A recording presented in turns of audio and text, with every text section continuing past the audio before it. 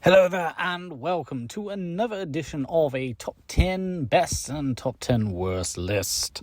This time, as you can probably tell by the title, this is the top 10 best and the top 10 worst Simpson episodes, in my opinion, of course.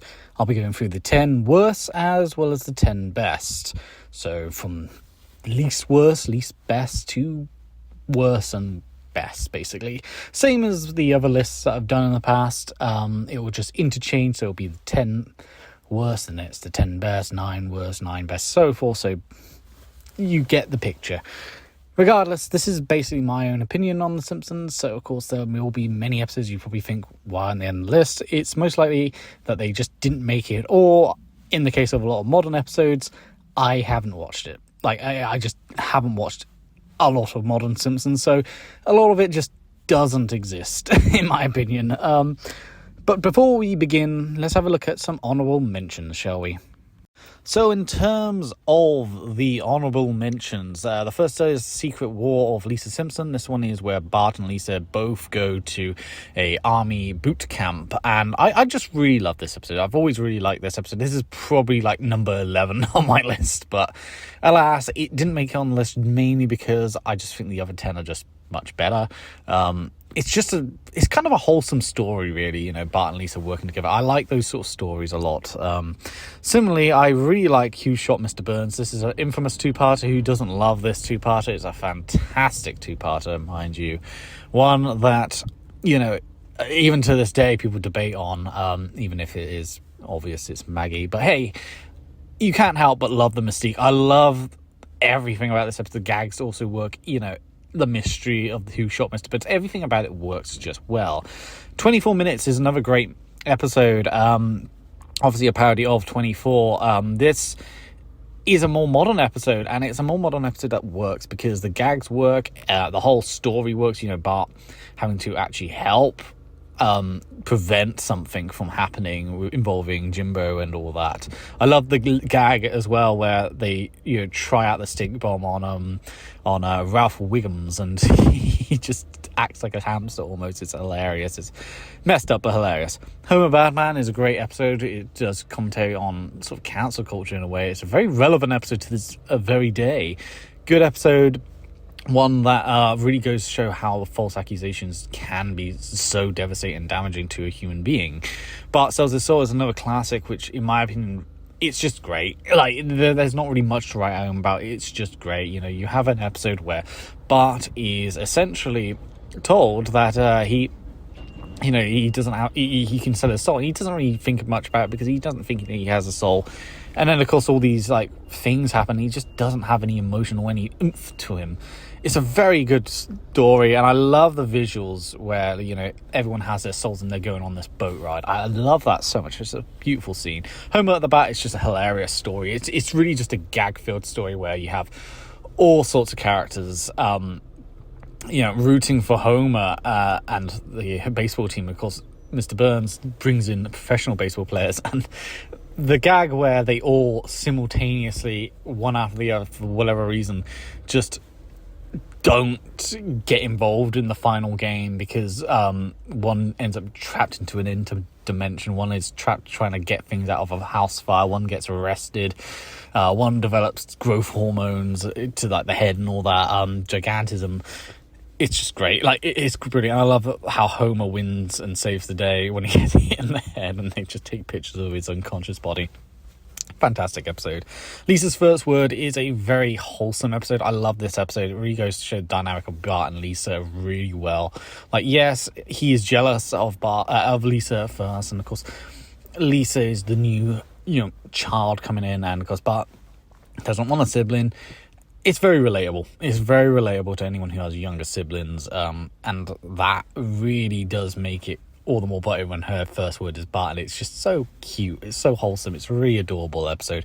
Again, there was another prequel episode that I find much better than this one, but again, this was probably like number 12 or 11, you know. Lisa on Ice, another one where Bart and Lisa sort of butt heads in this episode, and they both do their own separate things, but you get this moment at the end where they both, you know, do realize they do love each other. And I love the little montage of all the things they do with one another and how they are, despite rivals, despite the sibling rivalry. They do love each other, and I love that storytelling. But nonetheless, with all that said, we have to get on to the top 10 list, and we are going to start with the 10th worst episode.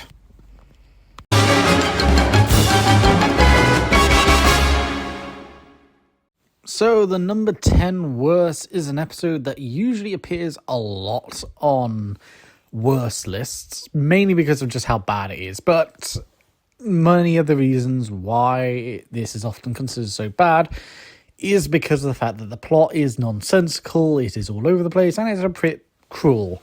As an alligator is brutally murdered in this episode, and they just sort of play off for laughs, and it's kind of really creepy in a way. I know it's a fictional alligator, but still, it's a pretty disturbing part of this episode. But this episode is, as I've already mentioned, rather nonsensical. This is Kill the Alligator and Run. This episode, a lot of people hate for very good reason. It's a bad episode.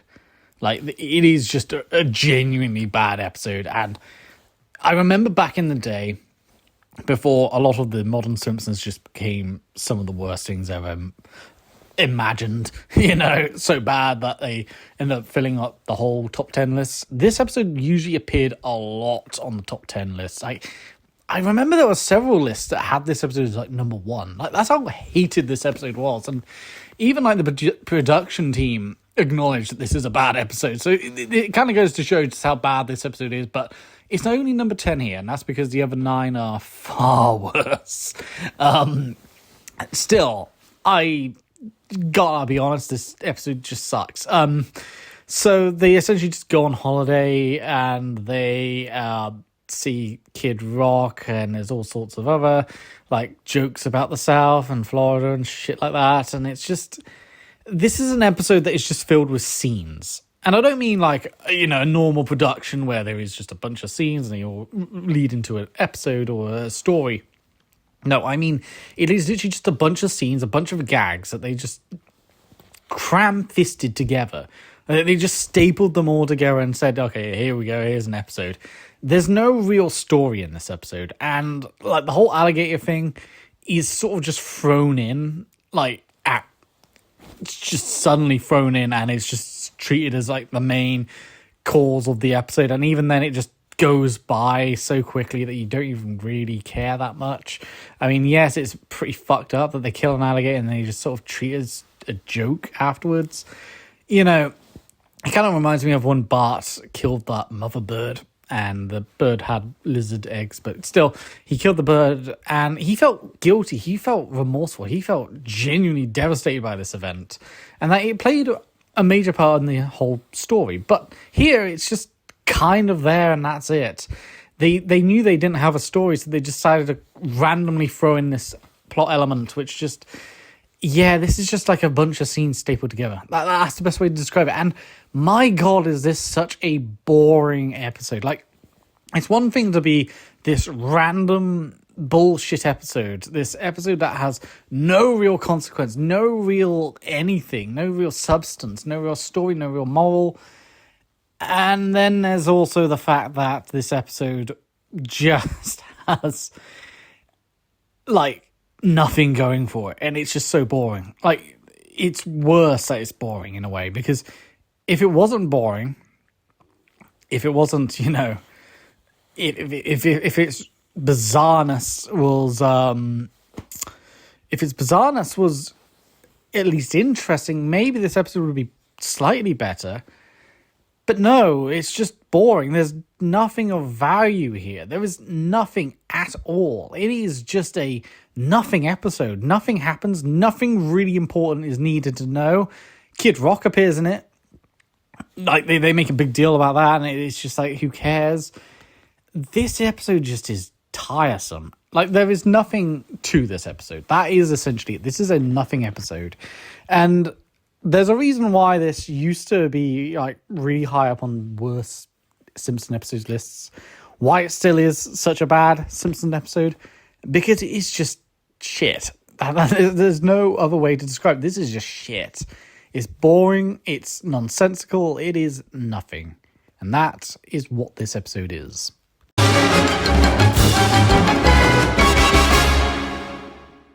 As for the 10th best episode, we have Bart the General, a Series 1 episode. Now, Series 1 does get a little bit of flack, I should say, because it is Series 1. It isn't as good as the rest of the show. It is an awkward, stuttery start to the series. However, Bart the General is a really great episode in this series. Like, this is really the first, dare I say, proper Simpson episode that feels like something that would come after Series 1.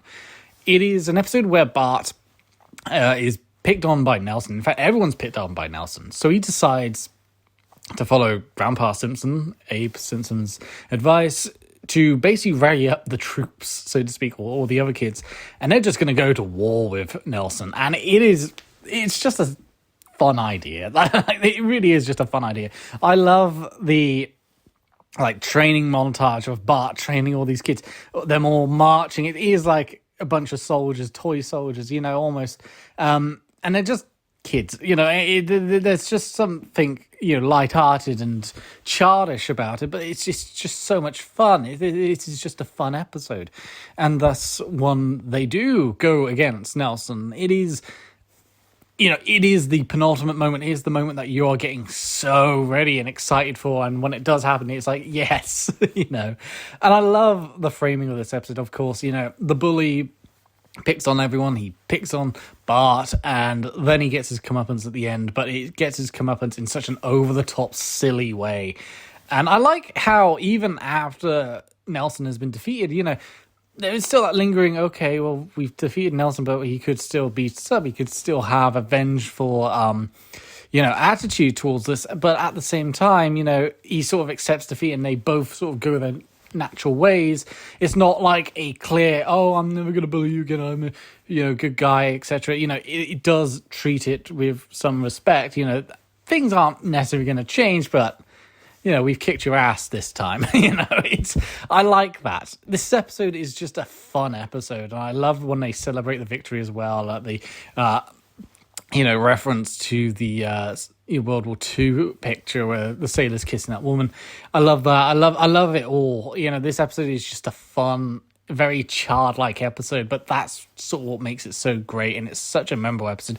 And for a Series 1 episode, this is truly amazing. And ever since I was young, I've always loved this episode, and even now, I absolutely adore it. It's a great episode, one fantastic episode, and one that I feel like is somewhat underappreciated.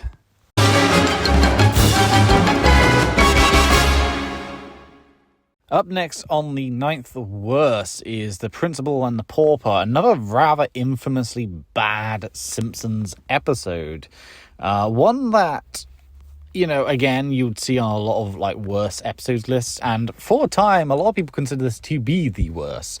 There's even YouTube videos dedicated to how bad this episode is, and this episode is so bad, it's one of the few Simpson episodes to actually have been retconned. And yet, it's only number 9 on this list, which goes to show you how bad the other 8 are.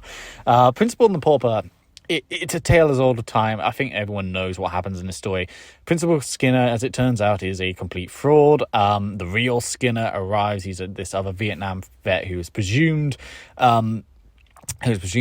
Angie's, for whatever reason, never suspected the difference. She just thought that Skinner that we all know and love is the actual Skinner and not her actual biological son. He then takes over, becomes the principal. Meanwhile, the other Skinner is ostracized and treated like shit by the townsfolk. And eventually they realize, okay, we actually like the old Skinner. We don't like this new guy. We're going to replace him back, and you can still be Skinner for the time being.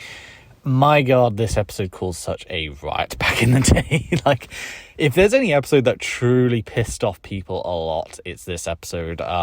This is an example of what happens when you decide to try and retcon or try and do a silly story which also retcons a beloved character. Skinner is a beloved character. A lot of people love Principal Skinner.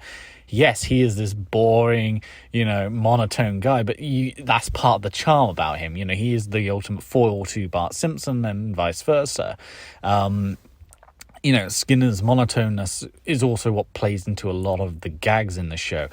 And here we get an episode where Skinner is it turns out he's a fraud, and then they just belittle him for the episode, and it's really unfair in my opinion. I'm not a fan of this sort of story. I don't really like it when they belittle a character throughout an episode because of some mistake.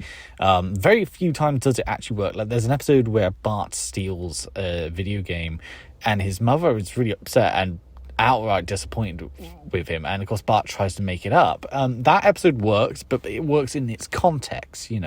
Bart did something illegal, did something really bad, and got punished for it. Whereas here it just feels like they wanted to do something similar to Homer having a half brother out there who's really successful, something that's so radical, and it's going to get all the papers and all the entertainment magazines all talking because it's such a massive revelation. And yet instead what we get is an episode that outright just bullies and destroys a beloved character, like people like Skinner. And this episode is a good case of what I like to call a disconnect between fans and production. If you look at the behind the scenes of this episode, something that I like to do is look at the behind the scenes of bad episodes, see what's going through their heads. This is an episode that some of the production really do regret. I mean, there's a reason why this was retconned and is no longer canon, but at the same time, it took many years for it to be rendered non-canon, mainly because it was canon for a long time, and that really put a sour note in a lot of people's tastes. And when you look at the production notes, you realize a lot of the production didn't think that Skinner was this popular. They just thought that, he's just a random side character, who cares? They thought they could kind of get away with what they did, and guess what? It came to bite them in the ass big time. What you ended up getting is an episode that is insulting. It's an episode that is just mean-spirited, all things considered, and it's an insult to fans. And yet, again, if you look at the world's worst opinion haver, Matt Groening, he apparently likes this episode, and he was very adamant to stick it to the fans to keep it canon, and of course they obviously relented in the end, which again shows a disconnect between fans and the production. Like, the production doesn't seem to understand what fans like and don't like, and what the fans do like, and whatever. This episode is just mean-spirited. It's a mean-spirited episode. It's an episode that tries to retcon things, and to a lot of people, this is the episode that started the downfall of The Simpsons, because Series 9 is not the strongest series in the world. It is easily the weakest of the classic era Simpsons seasons. Like, it's amazing just how bad that series kind of went off with. The episodes are very mediocre, and then you have this episode, which is just absolutely atrocious. It really is like what a lot of people consider the start of the downfall, really. Obviously, Series 10 is a much better series, but unfortunately, Series 9 is not very strong, is it? And then you got Series 11 afterwards, and it's this episode is just insulting to anyone who likes Skinner. It's an insulting episode to fans. It's just mean as well. It's just mean and irrelevant. Like, what was the point of this episode? It's a predictable story as well, because we all know from the get-go that old Skinner is not going to get replaced. We know that from the start. It's one of the reasons why I don't like the prequel episodes, because where it's Marge and Homer getting together and all that stuff, because we already know the outcome, and that's what you get in this episode. We already know the outcome, even if it is just a painful episode to sit through to get to that outcome.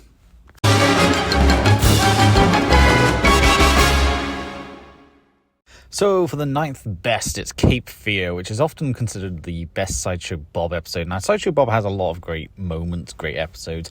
Like, even in later seasons, he had some really good episodes, and it's quite surprising just how well they always do or manage those episodes, to say the very least. But Cape Fear really is the epitome of where the Sideshow Bob episodes really go full drive. Now, this is obviously a parody episode of the film Cape Fear, which had Robert De Niro in it.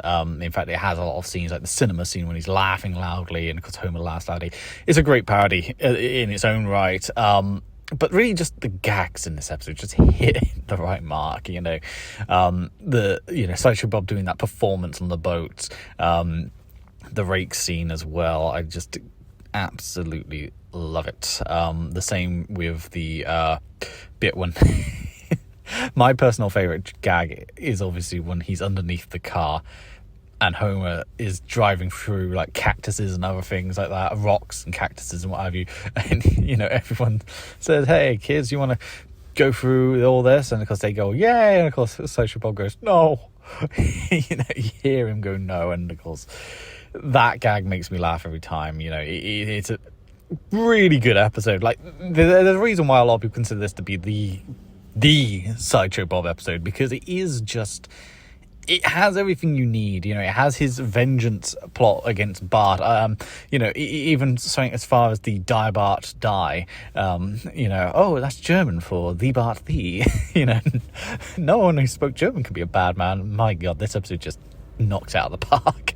Like, Sideshow Bob episodes in general, really good episodes. Like, I think there's only a few which I'm a little bit like not so keen on. I wasn't really a fan of the one where his brother is involved and the politics where he tries to become mayor and all that. I didn't really like that one as much, but most of the time they're really, really good. I think probably my second favorite is the one where he marries Selma and then tries to blow her up. But this one just takes the cake for being the best Sideshow Bob episode. Like, really, really good. Everything about it is great. Everything about it is wonderful. Everything about it is just brilliant. What more can I say? This is the Sideshow Bob episode one to definitely watch. If you're a fan of Sideshow Bob episodes, this one is most likely going to be your favorite. I mean, this one often appears on top 10 best lists for a reason.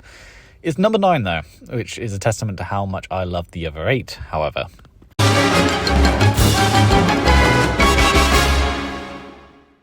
So far, the number 8 worst is an episode which I've seen a lot of the time ranked as like the number 1 worst episode. Some people might even say it is the worst episode ever. I don't think it's as bad as the remaining 7, but it is still a bad episode. Admittedly, this wasn't going to be on the list because I never actually saw it, but because a lot of lists and a lot of people talk about it, and because of how infamously bad this episode is, I had to watch it. And when I watched it, I hated it. I hated every fraction, every second of this episode. Lisa Goes Gaga is an episode which represents one of the main core issues with a lot of modern Simpson episodes, in the sense that a lot of modern Simpson episodes are obsessed with celebrities, to the point that entire episodes, entire two-parters, etc., will be dedicated to celebrities. It would just be about celebrities. Like, even Treehouse of Horrors are suffering from the same, element of celebrity culture. Everything needs to have a celebrity guest. Like, I swear, like, at one point when I was still watching Simpsons on like a regular basis, I swear there was like entire seasons where every episode had a celebrity guest.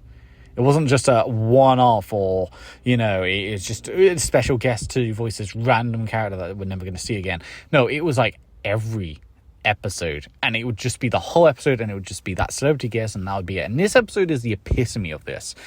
Essentially, it is just Lady Gaga is weird, guys.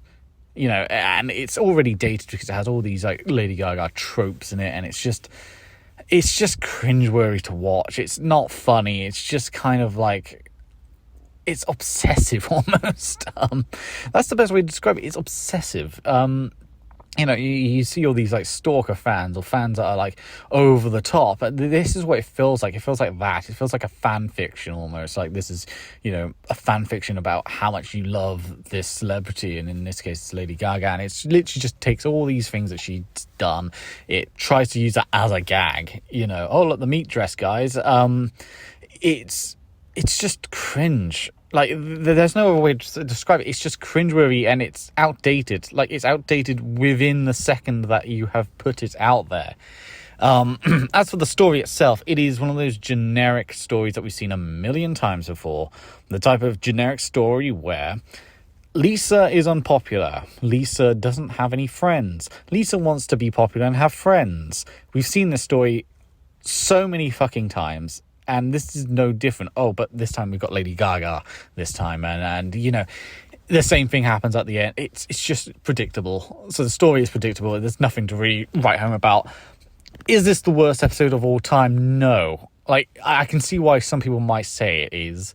It isn't. Like, the other bad episodes I've got on my list are usually cruel, usually, like, mean-spirited, usually episodes which just make me angry. This one is just cringeworthy. It's cringeworthy, and I don't really want to watch it. That's the best to describe it. It's boring as well. Like, it's surprisingly boring. You think something that is so over the top and silly, you'd think there'd be some interest. There isn't. This is boring, and that is precisely the problem with this episode. It is a bad episode overall, and it's astonishing they looked at this and thought, yeah, this is what people want, and like they didn't think maybe it'll be outdated in like even a few months' time or whatever. Considering like every episode takes like 6 months to make, like they have this massive gap of like I'm just baffled by this existence. It's a bad episode, but it's not the worst. Like, there are worse episodes out there, and hopefully this list will provide you with some of the worst.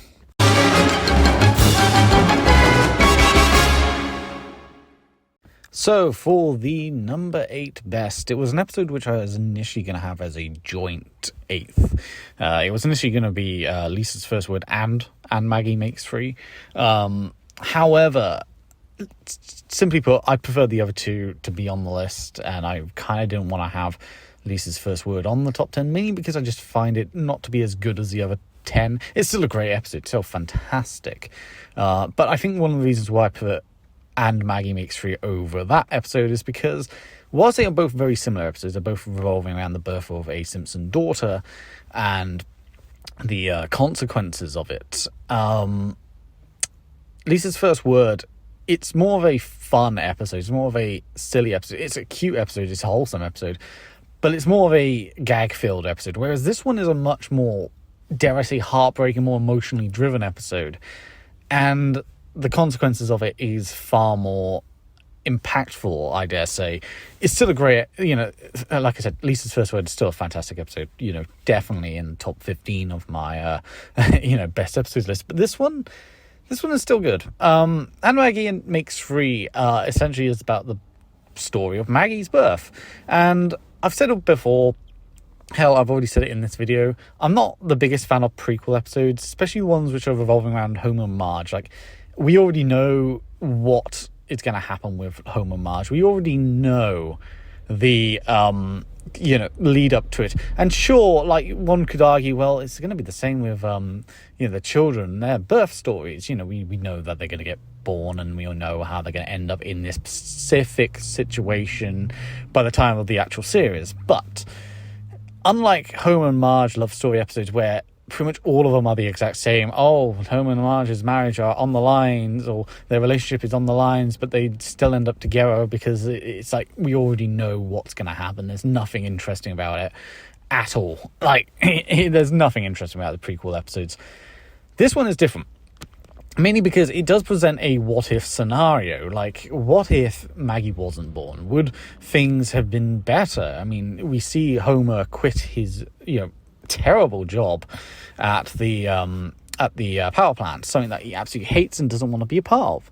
And so he ends up, getting a job at the Bowl-O-Rama, something that he's always wanted to do, and he loves it there. He enjoys it. He embraces it. He's having a good time. He's having a good time with customers. He's having a good time in general with his friends. Everything is perfect for him. However, he ultimately impregnates Marge for a third time. And with the consequence of Maggie being born, Homer is forced to, basically give away his dreams. And so, his dreams of this Bowl-O-Rama, of this, wonderful, wonderful job that he's just gotten, is being dashed in front of him because it doesn't really pay enough, especially to sustain a 3-child household. And he's forced to make this choice, and it is one of those things where he starts to resent the fact that he's going to have this next child. He's going to resent Maggie, like, before she's even born. By the time that she is born, he doesn't feel like he's going to love her. Ultimately, he does. He falls in love with her. Family always comes first, and that is just such a beautiful moment. And of course, Homer, he has to give up his dream job, and he returns to a job which he hates. And, one of the things that is quite infamous about this episode is, of course, the ending. You're here forever. Remember, you're here forever. And, of course, he changes that to, do it for her. And it is such a fantastic ending.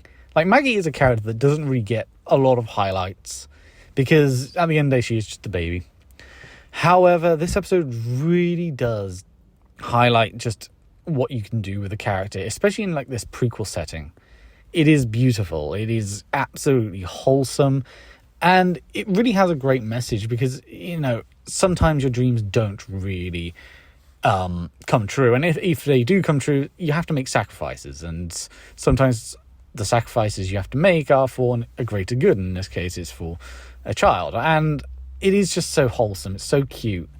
And I also love the realism, I should say, of this. Homer doesn't necessarily want Maggie. He actually resents her for quite a bit before he, lets his guard down and he realizes he does actually love her, no matter what. Such a fantastic episode. Genuinely one of the best prequel episodes. In fact, it is the best prequel episode by far. I love it.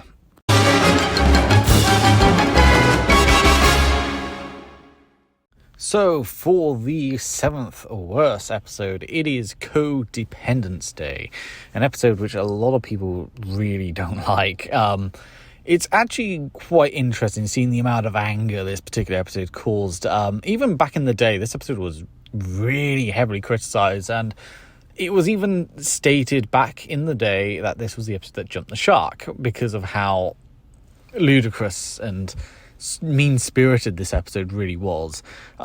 So this episode, of course, if you don't know, it's the episode where Homer and Marge both get very drunk and Homer crashes a car but pins it on Marge, and Marge gets punished for it. Marge has to go through rehab. Homer gets away scot-free. He does confess though, and he does say, "Oh, I'm sorry," but the amount of trauma and damage that he caused is not really enough, and he doesn't really get punished per se. He gets off pretty scot-free, and that's pretty much the reason why this episode sucks. It's funny because looking at this episode again, like, this is one of those episodes where the pacing is a little bit off. If you were to compare it to a classic era Simpson episode, one that is very similar is Homer versus New York City, in which Barney pretty much pins or blames Homer for something and gets his car locked up at the World Trade Center, and Homer has to go to New York City to get it back. Even though it was really Barney's fault. And this is a very similar setup where it's someone else's fault and it involves drinking. However, the difference between the two episodes is the pacing. The first half of this episode is dedicated to just parodying and ridiculing the Phantom Menace.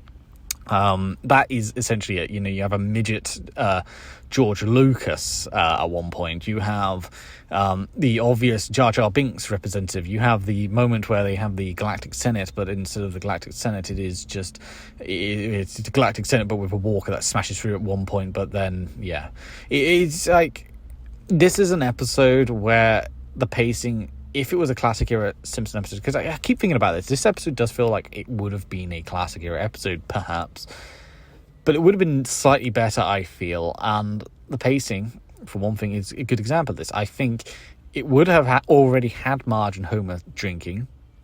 They would have been having a good time somewhere. Then the car crash would have happened, and maybe, for whatever reason, it was a mistaken identity that they thought Marge was driving, not Homer. Perhaps Homer doesn't really remember the events, but deep down, there's something itching in the back of his skull that is saying to him, yes, maybe actually I was the one responsible for it.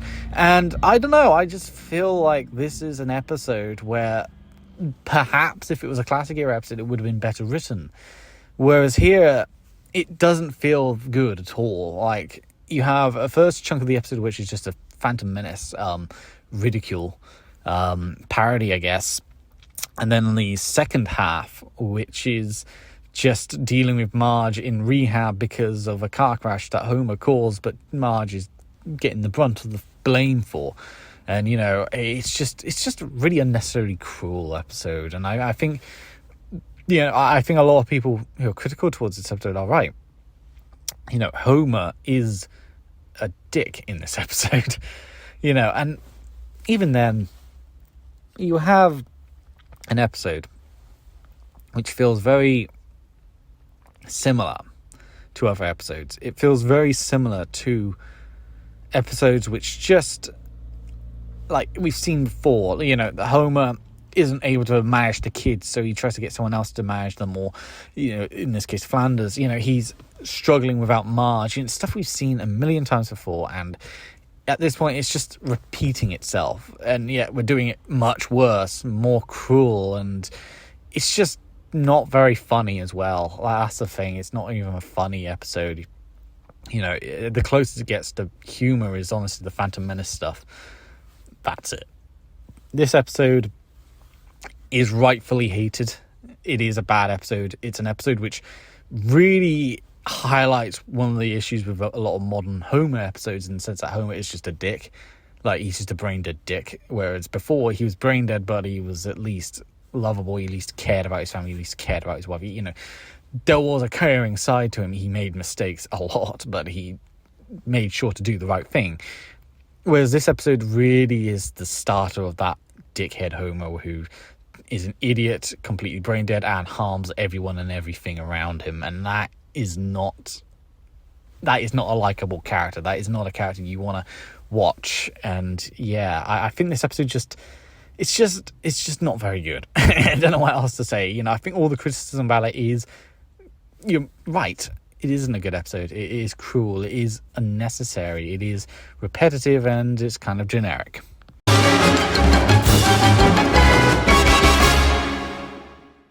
So up next for the best list is the 22 short films about Springfield. This episode is a classic to a lot of people, mainly because of its very, very famous meme, that being the steamed hams. Obviously, this comes from this episode, and it is a highlight. Every time you see it, you just can't help but think of that meme that went viral several years ago, in fact. And it is definitely one of the funniest sketches in that episode. However, this episode is an episode pretty much well known for the fact that it shows us some of the side characters and shows us like short glimpses of their lives, short stories, as the episode entails. It begins with Bart and Milhouse on a bridge, and they're just spitting over the bridge at some cars, and they're wondering about the everyday lives of all the characters that live in Springfield, and that's essentially the go-ahead for this episode. Everything is about the characters, everything is about what they do on the normal basis, and it gives you just a glimpse most of the time. It is very short. There's a reason why it's called short stories, because it is just 1 minute max maybe for each story, and even then some of the stories continue on into other stories, other point of views. Steamed hams is of course the most infamous one, with Skinner and Chalmers, and it's such, that one's hilarious. But I also think the story with, I think his name's Herb, the one-armed man, with Wiggum and Snake is great. That's another classic moment when Wiggum is crossing the street and Snake is, in the car, and he says, "Oh, hey, I know you." That's brilliant, that moment. And of course, the whole episode in a way parodies Pulp Fiction, because with them it is definitely like Pulp Fiction. They were, tied up with ball gags, tortured by Herb, until Herb is knocked out by Milhouse of all characters. It's definitely an episode which has a lot going on, and it's hard to really discuss everything about it. Of course, it starts off with Lisa getting gum in her hair. Of course, we see Lisa throughout the episode trying to get the gum out of the hair, or trying to fix it, trying to put on a hat, trying to cut it out at hairdressers. You see Bumblebee Man living his life, and of course he's just as clumsy as the character he creates. Smithers is allergic to bees, and he's just used as nothing more than a puppet for Mr. Burns. And so, you get a glimpse to all these different characters. However, I will say this episode does have a few flaws the more you rewatch it. One of the biggest flaws is, of course, the massive glaring plot hole involving Milhouse. Milhouse kind of breaks this episode in a way. Milhouse is with Bart at the beginning of the episode, spitting from the bridge.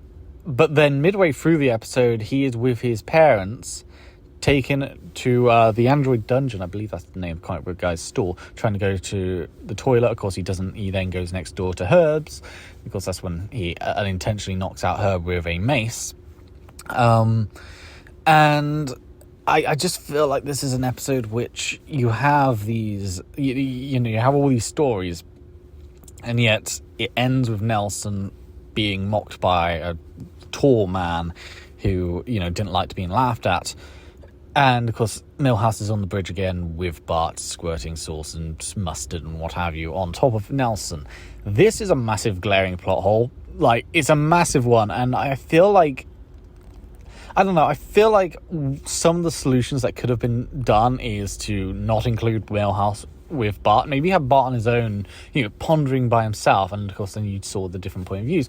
Or, hell, just use Lisa. Maybe have, considering Lisa's like the first story and is shown throughout, you could have had Lisa there. She's just with Bart, gum gets thrown on her hair, she freaks out, she goes to try and get the gum out, and then she comes back later on with a hat or something. I don't know, like...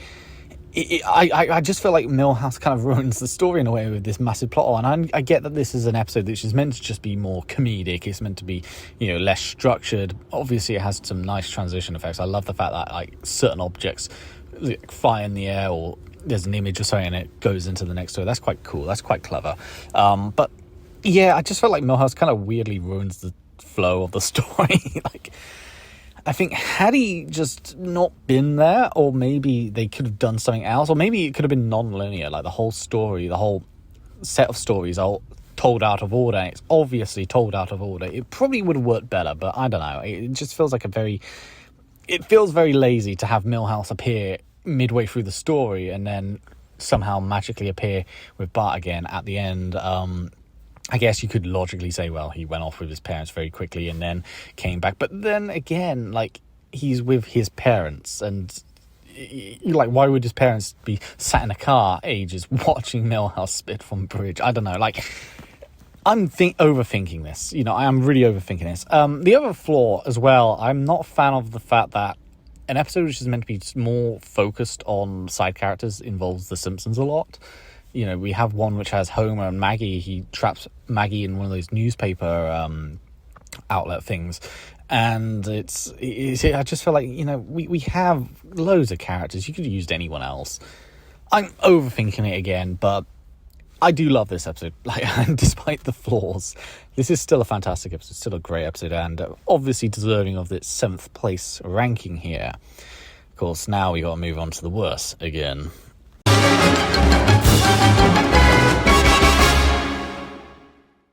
On our number 6 worst episode is an episode which a lot of people absolutely hate. It's one that you'll often see in top 10 worst episodes lists for The Simpsons, and that is That 90s Show, or The 90s Show.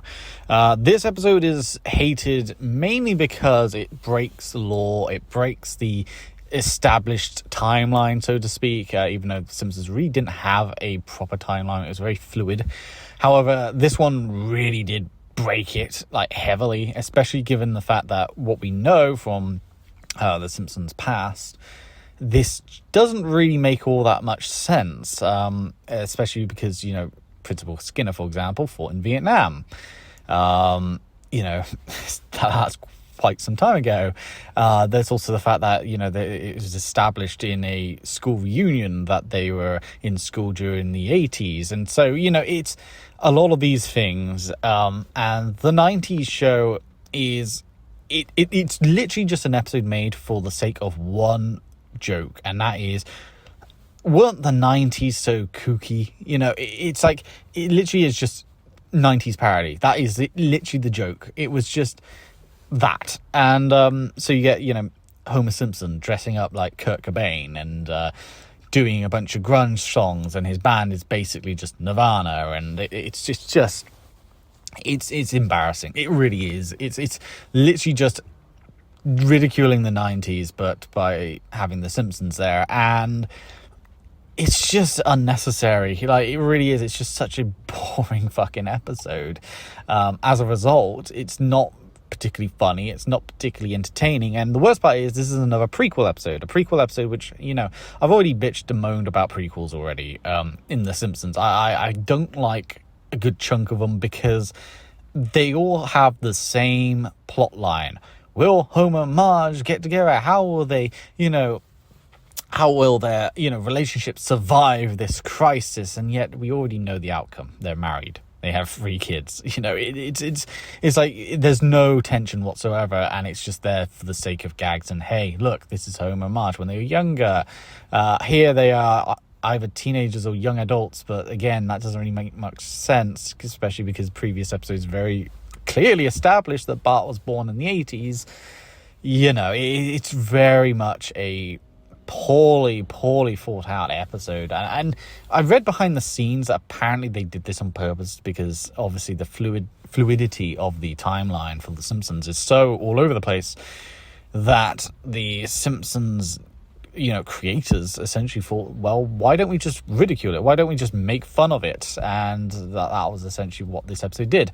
It didn't work out well for them because this episode was given a 3 out of 10 by critics at the time. And even to this day, you'll see this on worst Simpson episodes lists all over the place because everyone fucking hates this episode. I hate this episode. I remember when I first saw it, I thought, wow, this is awful. This is genuinely awful. It was like, how do I describe it? Like, it's like you're forced to sit and watch this embarrassing episode, an episode that is incredibly boring, an episode that doesn't really have any jokes to it, an episode with no real tension because it's another fucking prequel episode where, Marge and Homer's relationship are in jeopardy. It's stupid. It is stupid. I hate it. I really hate this episode. And this is only number 6, by the way. There's 5 more after this, which goes to show the level of hatred I have for the next 5. If this one is one that I genuinely do not want to rewatch because it is that bad. It is just, it's pitiful of an episode. It's a pitiful episode. And even like the whole, we're just taking the piss because of how fluid our timeline is. It doesn't really work because, fans, they are quite dedicated. It's like the Principal and the Pauper. Fans are dedicated. They do love these characters. They do love the stories that happen. People love Skinner, for example. The Principal Pauper was a disaster because people liked Skinner. They thought they could just get away with it because, he's just a side character. And I feel like it's the same here. The timeline's all over the place. You can get away with it. And you can't, really. Let's be clear. This episode is just dreadful. There's a character in it. It's sort of like the executive here, trying to manage Homer's singing career, his grunge rock band, and I really hate that character so much. Like, I remember I just thought, wow, this character is so unlikable. But at the same time, it's like, this is just Marty Zisman. This is just another one of those, he's just going after Marge sort of things. No, but he's also trying to destroy Homer. It's like, we've seen this type of character before, and he's just such a sleazebag, and you just don't give a shit about him. And it's like, why does this episode exist? Well, I mean, they said behind the scenes why this episode exists. It only really exists, in my opinion, just to make fun of the 90s. That's it. It's literally just that. I mean, it's literally called The 90s Show. And, The Simpsons was around in the 90s. It was essentially when it was first came out. I mean, technically 89, but still,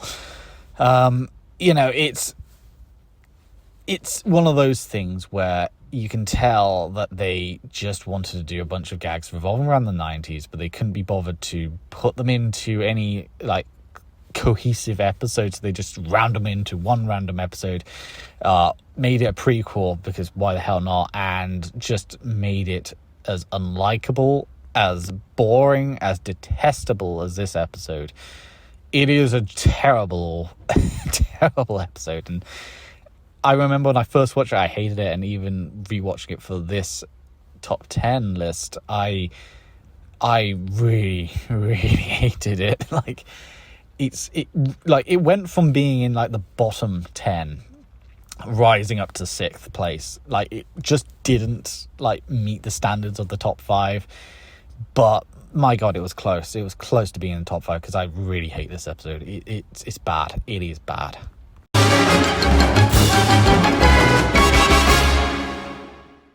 You know, if you were to ask me when I was much younger where Treehouse of Horror would have been positioned on my best episodes list, it probably would have been in the top 5. Like, it probably would have been in the top 3, in fact.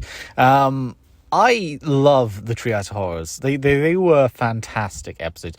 The reason why it's only number 6 now on my best list is, simply put, there are episodes which I find much better, but also the fact that I just do not like a lot of the more modern Treehouse of Horrors. They are, how do I put it? They are essentially just taking the latest blockbuster and doing a Simpsons parody of it, and that's it. And sure enough, the older ones did something similar on the occasion. I mean, there is that Bram Stoker Dracula one with Mr. Burns, which was released shortly after Bram Stoker's Dracula in 1992.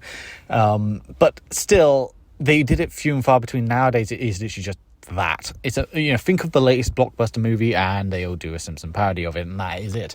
I'm not really a fan of that.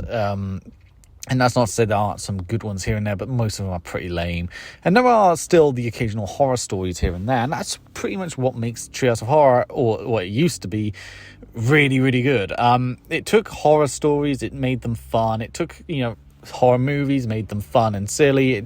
They used to do it where they would tell each other scary stories, and it'd be, used with the Simpson characters in mind. The first one literally has them in a treehouse, and they're dividing up the canon. They're talking about horror stories, and you have the Raven one, you have the haunted house one, you have the, which I think is inspired by Poltergeist. You have the one which is what was the other one? Oh yeah, the first appearance of Kang and Kodos, and obviously, the Treehouse of Horror evolved from that point on, and it just got better and better for a while. Some of my personal favourites include the Gremlin one, where it's on the school bus. I love that one, which is, of course, based on the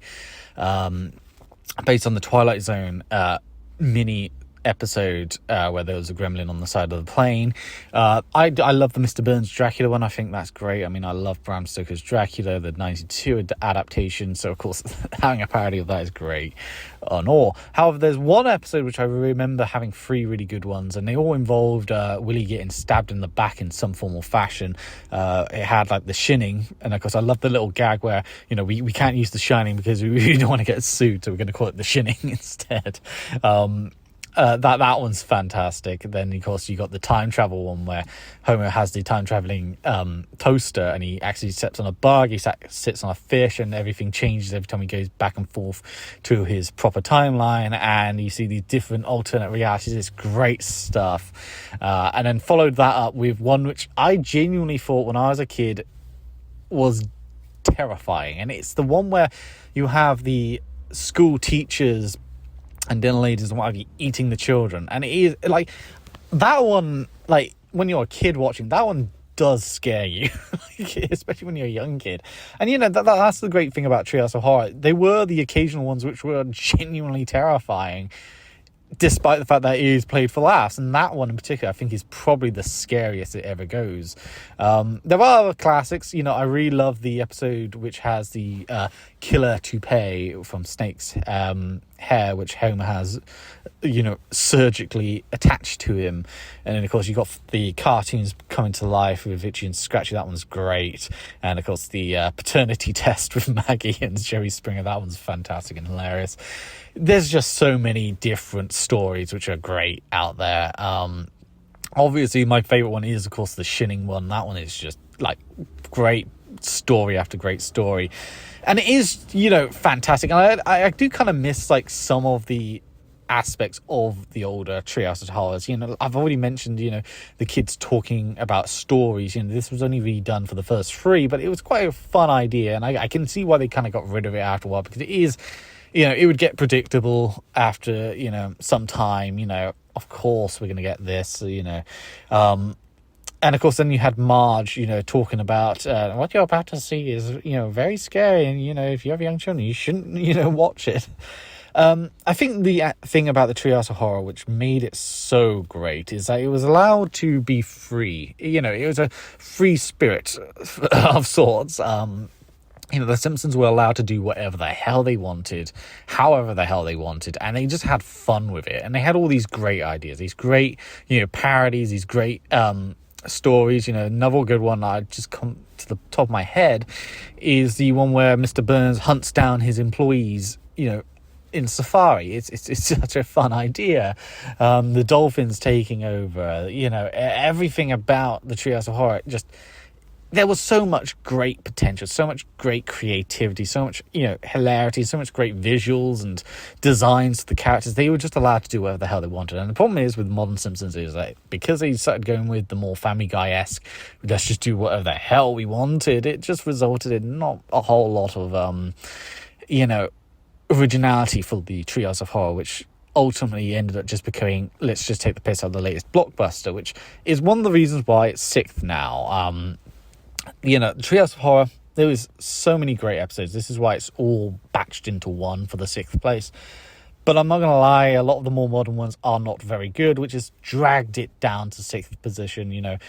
If there's more really bad ones in the future, then it's probably going to get dragged further and further down, which is a shame because they should be in the top 5. They should be, in a higher position. But unfortunately, because of how bad these more modern ones are and how predictable they can be, I just can't bring myself to have it higher than sixth. It's a shame, really. But ultimately, fantastic set of episodes. One of the best. And if you were to ask a younger me, this would have been in the top 3, perhaps. But unfortunately, it's not. It's now sixth. But hey-ho. Still, the classics are there, and they are perfection.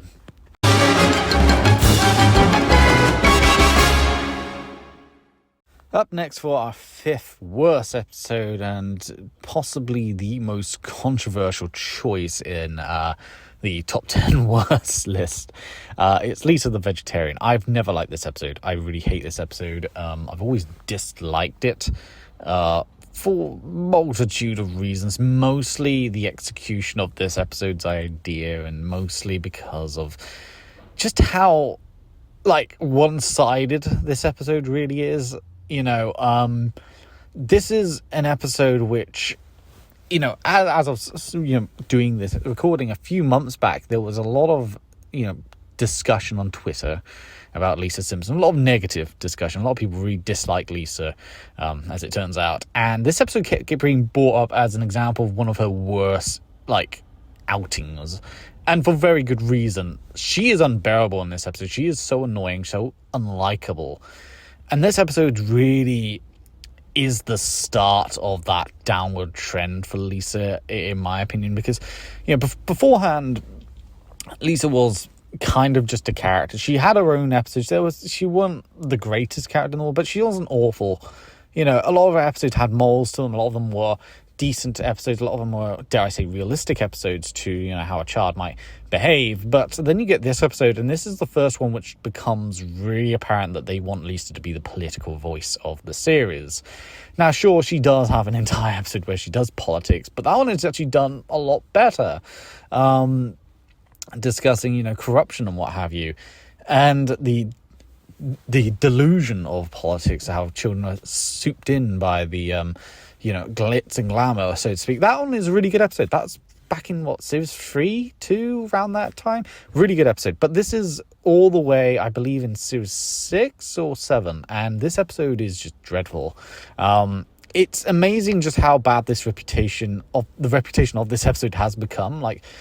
It used to be quite liked, and I think it is liked because it was a part of the classic era. It's not, one of the more modern ones, but as time has gone by, this episode has gone down in people's estimations to the point that, like I said, a few months back, people were discussing why Lisa Simpson sucks on Twitter, and this episode kept being brought up over and over again as an example of why she is so dislikable.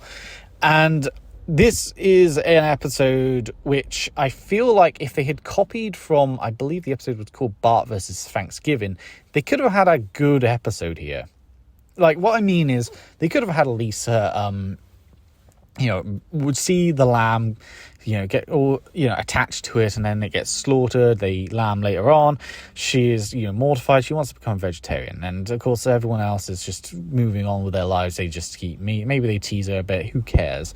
But then she decides she can't handle it. She runs away from home. And then, of course, because she sees the rest of the world, like, moving on without, and she doesn't understand. They could have had an episode where she's out in the world. She's out in Springfield. She would witness, how people act and behave, and maybe she will learn, maybe I can be a vegetarian, they can still eat meat, but we can live and coexist with one another, They could have done that, but no, instead, what they do in this episode is they make Lisa turn into the biggest fucking bitch in the whole wide world. She ruins a family barbecue, all because she's a vegetarian, and she doesn't like the fact that they eat meat. And, of course, Homer and Bart, they make a few teasing comments, but they don't do a lot of, they're not really harsh towards her. There's no real justification for what she does, and what she ends up doing is way overboard. And what's worse is she does run away, and then she meets one of the Beatles. I believe it's Paul McCartney in this episode. And she learns about, you should coexist. But then Homer's the one that's forced to apologize to her at the end. She's not, taking any responsibility for what she's done.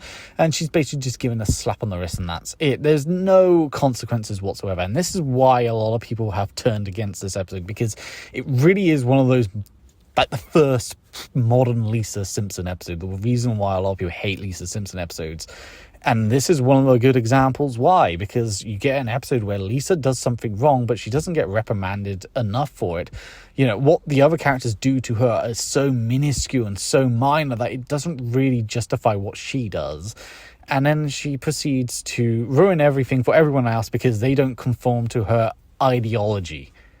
That's what it comes down to. She has this ideological battle whereby she has to be in command. She has to be, the one making all the rules. She has to be the one who is in charge, and everything that she says is correct, and no one is allowed to say anything otherwise, which is what makes her so unbearable in this episode, because it's like people are allowed to have different tastes in things. People are allowed to have different opinions on things. And, of course, this episode tries to do this argument where, actually, no, everyone else is wrong. You're completely correct. Just ignore them, and, you're justified in your abuse of your family, your ruination of family barbecues or outings or what have you. You embarrassing your family. It's just absolutely... I don't think they thought this episode through. I think that's the problem. They didn't think this episode through. Like I said, there's a good example of what they could have done with Bart versus Thanksgiving. Bart is a little shit in that episode. What he does is absolutely, almost unforgivable.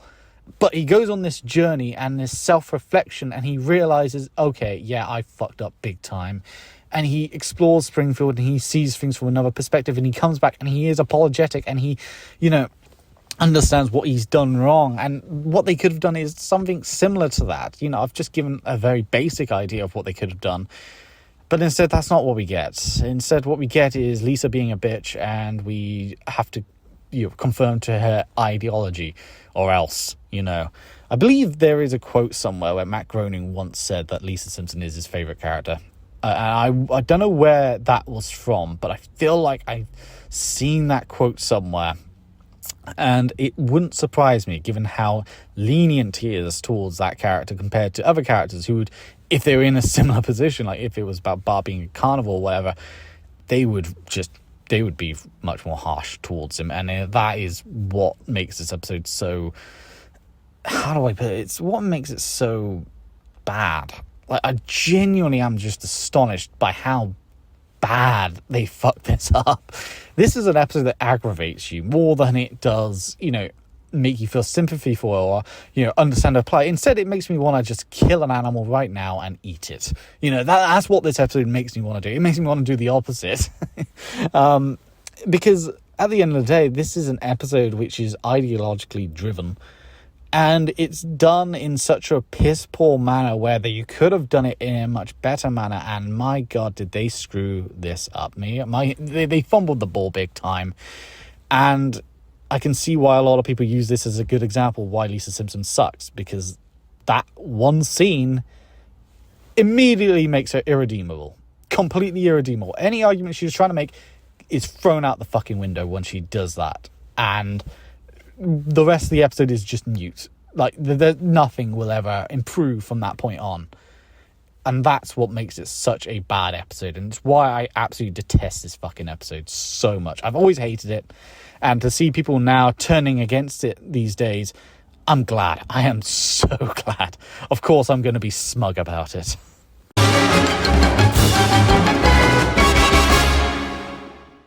So, for our number 4 best, it is Bart on the Road. Now, I'm a sucker when it comes to road trip style episodes or movies. You know, I absolutely adore, Ed and Eddie's Big Picture Show, for example, which is essentially just one long trip. Even the Simpsons movie did something similar where they went on a bit of a journey on a trip. It's just that, I don't know, there's something about like road trip-esque stories that just get to me, that I just adore. And Bart on the Road is one of such example. Bart gets a license, and the reason why he gets a license is because Principal Skinner wants to go on holiday. He makes up a week where, you go off and you work with your parents or what have you, and you get to experience the work life. It's a work experience week, essentially. And Bart initially just wants to stay at home with Marge, but of course Lisa, says something about, oh, well, if you want to, hang out with girls and see women in the workplace, why don't you go off with our aunts? And of course he gets sent to the, the DMV. And that's where he gets his license. He forges his license, he gets a car, and he goes off on a road trip with Nelson, Milhouse, and Martin. The episode goes through this journey where they make up a story like they're going to go to some spelling bee contest or something like that. I don't actually remember what it was. Lisa is already skeptical. She's like, okay, this is bullshit. Clearly this is bullshit. And of course, meanwhile, the boys, they go off onto this road trip to go to this this fair. I forgot what it's called, but it has this giant globe thing, golden globe thing, and Milhouse is the one that orchestrates this idea. The road trip itself has a lot of great gags, whether it's putting on the assistant drive, and of course it goes through a cornfield, or the very infamous gag for this episode is when there's this angry father who's yelling at his kids for being a little shit, and Nelson just reaches out in the window, smacks him over the head, and he says, that's right, we're going to turn right around and go back to Mississippi or wherever it was they were. And that gag is hilarious. There's a great side plot as well with Lisa and Homer. Now, Lisa and Homer tend to have really good stories together, especially during the classic era. Well, I say it's mainly the classic era. The modern era is not very good when it comes to these two characters. But in the classic era, they used to have all sorts of great stories together. And this is another one where they have a sort of side plot story together. Lisa actually finds it fun to be with Homer in his workplace. She initially is hesitant against it, but then she starts to warm up and she actually enjoys it. She starts to understand things. She starts to really be invested in it. However, of course, she, is still skeptical of Bart, and Bart, ultimately, he gets into a bit of trouble. Him and his friends get into a bit of trouble where the Golden Globe falls on top of the car. They find out that the fair, by the way, is just shut down. It's been shut down for years. And there hasn't been really a big summer festival at all. And, they suffer as a result. Martin uses up all their money by buying an Al Gore toy. And, they all get wigs, though. That's the good thing. So Bart now needs to somehow get home. And, of course, they try traveling about, trying to see if there's a way to get home. They initially try to sell off Milhouse's glasses. That doesn't work out. And he then becomes a courier. Now, this is under Lisa's advice. Lisa finds out through a phone call, okay, here's how I'm going to help you. And Bart is so determined not to tell Homer or Marge or anyone like that, because he'll be in a lot of fucking trouble for it. And I love the dynamic between Bart and Lisa in this episode as well. There's a lot of great character moments in this particular episode. Whether it's just picking on Martin, like running over that toy dog that keeps yapping, or, whether it's just, hang out with, them sleeping on Nelson, even though Nelson's like meant to be the big bully, or Homer and Lisa. I was about to say Homer and Marge. Homer and Lisa are great. Even like Marge, there's a running gag throughout the episode where she keeps getting sidelined. Like, she is just such a forgotten about character. She is such a she isn't really utilized that much in the show, and of course they kind of make fun of that. Well, while everyone else is doing all this exciting stuff, she just gets sidelined constantly, and it's kind of funny but also sad at the same time. There's another great moment when Lisa, she's helping Bart, but she also is not happy with Bart. I like the fact that she does try her best. She's concerned for Bart's well-being, and Bart is at the same time wanting to go back home after the whole fiasco. And I love when she reveals it to Homer. I love Homer's reaction. I love how he just stays emotionless, and his face turns red, but then it goes back to normal. He he looks at, he puts on the radiation suit and he screams, and then he proceeds to what does he do after that? Oh yeah, then he proceeds to say that he's going to kill Bart. Like, as soon as he comes back, he's going to murder him. It's a brilliant gag right there. Even the ending where Bart's finally home. They have to. He travels on like a big cargo plane, and the others are inside a box. And I love the ending where like there's all these phone calls that Marge receives, and it's just, I've seen him in, China. I've seen him in, he's meant to be at work now. He's, wanted by the police. It's just brilliant. Like, this episode is just a brilliant gag-filled episode. I think the only slight downside to it is that the journey itself does feel a little bit too short. Like, it feels like it needs to have a lot more going on. But I've always loved this episode, and I think the character dynamic is really what makes this episode so good. Like, all the characters are likable, all the characters have a lot of fun, all the characters have something to do, and even if it's a character like Marge who doesn't really have much to do, they still make fun of that, and they still have fun with it. So yeah, overall, great episode in my opinion. I'm a sucker when it comes to road trip style episodes, and this is another good example of a good road trip style episode. Fantastic, just genuinely fantastic. Unfortunately, we gotta go to the worst next.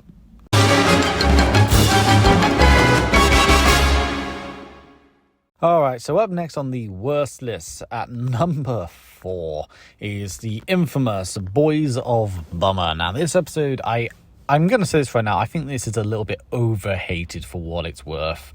I think a lot of people hate it because of the scene involving the water tower. Bart like graffitis all over the place saying "I hate Bart Simpson," and he's going crazy. He's about to jump, and one of the townsfolk, I think it's Chief Wiggum, says "jump" for like a very short comedic gag. And the scene is not very long. It's less than half a minute, and that scene is almost cemented as the go-to scene as to why this is the worst episode ever, according to some people. I don't think it's as bad as other episodes. Now, this is definitely a Bart humiliation episode, and there's been quite a few of these where, like, it almost feels like the creators were embarrassed of Bart Simpson. They were embarrassed of the whole Bart mania in the 90s and early 2000s, and they wanted just to ruin this character. They really wanted to destroy him completely, and this episode almost feels like that, because from the get-go, Bart, for whatever reason, feels unusual. Like, he's almost lost all his IQ. He doesn't know how to play sports, and it's almost done on it's done on purpose for the sake of this particular episode, and it's just so stupid. And then they go with the whole, the town are upset, they're unhappy, they throw cans at him, he's embarrassed by this simple failure. Now, they could have just ended it with that. Bart could have still been bad about it, and maybe he would have learned how to properly catch a ball, or just learn a new skill, try to improve himself so that when the next game comes around he manages to save the day or whatever. They could have done something like that, and that would have made this episode at least redeemable in a lot of people's eyes. Unfortunately, they don't do that. Instead, what you end up getting is an episode where Bart is laughed at, humiliated, and then throughout the episode, like, ironically, his family are the only ones that are very supportive of him. They actually do try their best to, make him happy again. But it's like Lisa will take him to like some some guy who did baseball, and he screwed up in a similar fashion. And then, like, everyone starts pointing and attacking him again. It's just so cruel. It's needlessly cruel and unusual. But at the same time, this episode feels like it doesn't really have any proper flow to it. There's no real structure to the episode. The episode is all over the place. It's a mess of an episode, if you think about it, because because Bart, he does his, it starts off with them preparing for the game, but they also make it kind of obvious that this isn't like a serious game. It's just a bunch of kids against Shelbyville's kids. It's like that. And then, like, all of a sudden it's a really important game and everyone's upset. But then the episode has to concentrate on a side plot. This side plot being about mattresses. Homer falls asleep on a mattress which is so comfy, he becomes a salesman for selling mattresses. And during the episode, he meets with Reverend Lovejoy and Helen Lovejoy. They are having a bad time in bed. They want a comfy mattress. They buy a mattress that isn't very good. They want to replace it with, Homer and Marge's mattress, and they swap it over. And then we're going back to the Bart stuff again. And the Bart stuff is actually more interesting than the Homer mattress thing. And the mattress thing just feels out of nowhere. It's like, and it doesn't even go anywhere. Like, they break into the Lovejoys' home. They go on their bed, and then they, with their old mattress, and then they're like fucking Marge and Homer fucking on like a homeless man. It's like the episode is all over the place. Like, structurally, it doesn't, like, if it wanted to have a structure, it would have done, my interpretation of what they could have done to improve Boys of Bummer would have just have Bart, he does this game, he screws up, everyone's a little bit upset, he's embarrassed by it, but there's going to be another game later on down the line, and so Bart tries to improve himself, and he improves himself throughout the episode. The family are supportive, and then, like, it gets to the final game, his tension is at an all-time high, and he manages to do it. Like, that would have been a simple, better version of this story, but no, they don't do that. Instead, they repeat the same game that they did at the beginning. Well, I say at the beginning of the episode, it was actually like 2/3 into the episode when the actual game takes place, and then for like a short chunk of it they hate Bart, and then they do this whole game, they repeat it, and Bart, he fails 70 odd times before finally doing it, and it's all staged. For whatever reason, Bart doesn't notice that it's all staged, and it's just, again, this is what I mean by it's a humiliation, like, episode for Bart. Like, even the creators are humiliating Bart. They've made him stupid in this episode for whatever fucking reason. So they've made him stupid to justify their cruelty, if that makes sense. And even, like, the ending, like, it's like takes place like 70, 60 odd years in the future. You have elderly Bart and elderly Milhouse together, and like Milhouse reveals the truth to Bart, and Bart gets all depressed again. And then once again, Bart, gets all sad, but then he, is told, oh no, it actually was real, blah, blah, blah, I was just playing with you, etc., etc.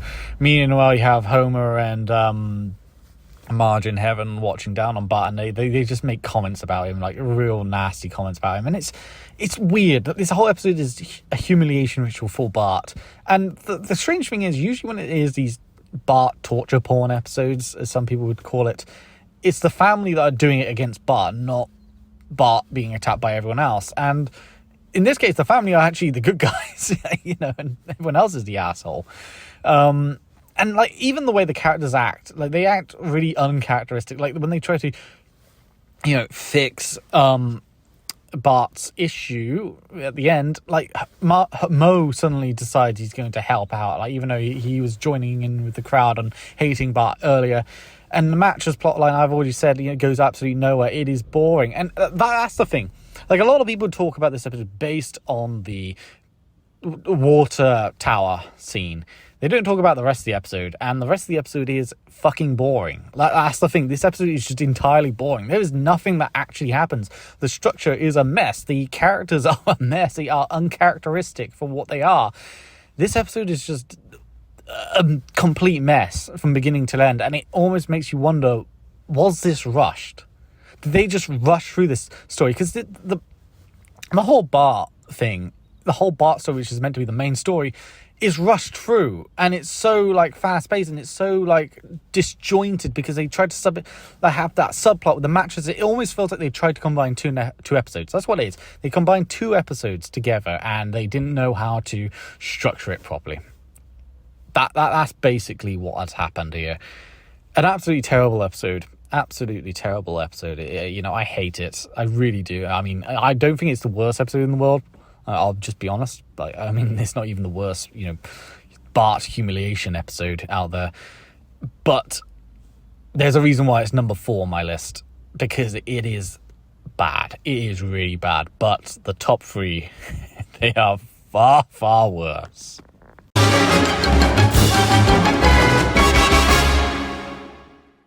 There's usually a cardinal rule when it comes to bad episodes.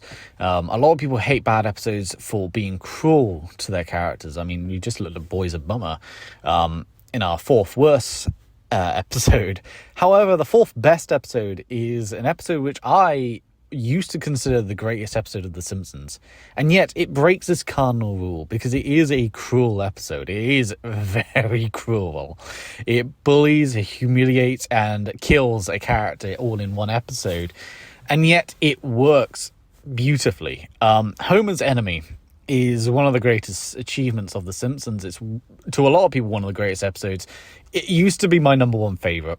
Obviously, as time went by, I kind of changed my position on some of them. This one is now 4th, but that's only because the top 3 for me are just so much more special. Like this one is still really good. Like if I could, I would have maybe put this one on 3rd. Like the top 2 are definites, but 3rd and 4th are probably interchangeable. Homer's Enemy. For those who have never seen this episode, I don't know how you've never seen this episode. It's very, very famous. It stars a character called Frank Grimes. Frank Grimes has had a very piss-poor life. He's abandoned by his parents. He, had to work hard to get to the positions he had to get to, but he's just riddled with bad luck. No one really cares. No one really admires his achievements. And he eventually starts working at the nuclear plant in Springfield, and of course he meets Homer Simpson. Homer is almost the polar opposite to Frank Grimes because Homer is lazy, he's inconsiderate, he's basically got in possession where he's got a family, a loving family and all that, whereas Frank Grimes is alone. He hasn't really achieved much, he has no friends, and he's not done anything, and yet he's worked his ass off his whole life and achieved nothing for it, nothing to show for it, nothing. And he becomes bitter towards Homer, so much so that near towards the 3rd quarter of the episode, he tries to force Homer to go through a children's nuclear power plant presentation show where they build their own nuclear power plant. And of course Homer ends up winning the competition because Mr. Burns is just so enamored by this by this creation, even though it's very childlike, but he thinks it's very cute. And Frank Grimes just loses it. He then electrocutes himself because he decides, I'm going to be like Homer Simpson. I'm not going to give a shit. I'm going to just throw all my cares in the way. And then he touches something that he shouldn't touch and kills himself by accident. And even at his funeral, Homer is snoring his head off, and he makes a very goofy comment, and everyone laughs, even though Frank Grimes is dead. It's a cruel episode, it really is. But I think what makes this work, in comparison to, say, something like Boys of Bummer or anything like that, is that with Boys of Bummer, or any other episode, even like, what was it called? The Codependence Day or That 90s Show, the cruelty in those episodes are almost unjustified. It's just there to make a character feel small for no reason. It is there to just be humiliation fetish, I guess you could say. Homer is nasty towards Marge, and Bart is belittled by the whole town, and it feels uncomfortable. Whereas this episode, its primary focus is to talk about the everyday man who is, working this 9 to 5 job, who is, doing all this thing to working hard and getting nothing as a result. And it's a very realistic depiction. And in many ways, Frank Grimes is a very realistic character. And, you sort of sympathize with him. But at the same time, the episode makes it clear that Frank Grimes is not a good person himself. Like, if Frank Grimes was a real person, he'd be a school shooter. That's basically what Frank Grimes is. He's someone who is purposely almost isolating himself from his peers. He makes comments towards them. He belittles Homer. And for the only reason why he belittles Homer is because Homer is different and is, a lot more laissez-faire compared to him, and takes things a lot more calmly, whereas he is stressed all the time, and he sort of picks on Homer. Frank Grimes is depicted as a bit of a dick. Like, the truth is, he is a bit of a dick. He is an isolationist. He doesn't like people. He actively ruins his own life in a way because of how he behaves. Like, yeah, it's, you can sympathize with him in the sense that, yes, he does. Yes, he does. What am I trying to say? Yes, he does. Damn, I forgot my train of thought. Yes, he does, work a long, hard job. He is belittled. His life story is quite tragic in a way. But at the same time, he doesn't help himself. The scene when he's at the Simpson household and he declares himself as Homer's enemy. There's a subplot involving Bart. He finds an abandoned factory and he ends up owning it, and the factory gets demolished at the end. It's actually quite a funny side story. It's not relevant hugely, but Frank Grimes makes a comment about that. He makes a comment about his daughter. He makes a comment about the whole family, all because of jealousy. He's jealous of Homer's success, and he thinks that if I work hard, I should get all the respect I deserve. And the reality in life is, it doesn't matter. It really doesn't matter. Like, you can work, God knows how long, day and night, and it doesn't matter, because the reality of life is, it's what you do with it. And Frank doesn't seem to get that. And so he becomes jealous of Homer. It really is. His whole hatred of Homer is jealousy. And so when he does end up killing himself, it's out of pity almost. He how do I put it?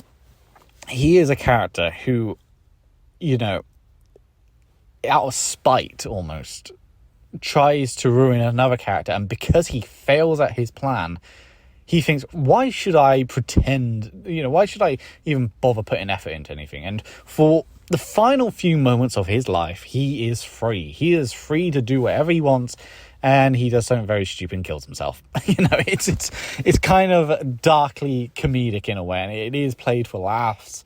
They did a sequel to this episode, I think in series 17, maybe 18, around there, and it wasn't as good. They had Frank Grimes Jr., and it's like they just wanted to recreate the magic of this episode, but really this episode works on its own accord. It is an episode which is just absolutely, it's absolutely dark, really dark, but it works. It works well. And I think that's what makes it such a great episode. It's realistic, it's brutal, it's honest, but at the same time, it's funny.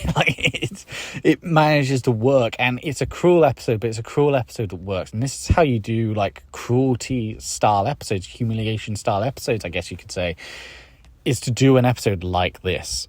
A truly fantastic work of art, this one. I absolutely love it. Fantastic episode.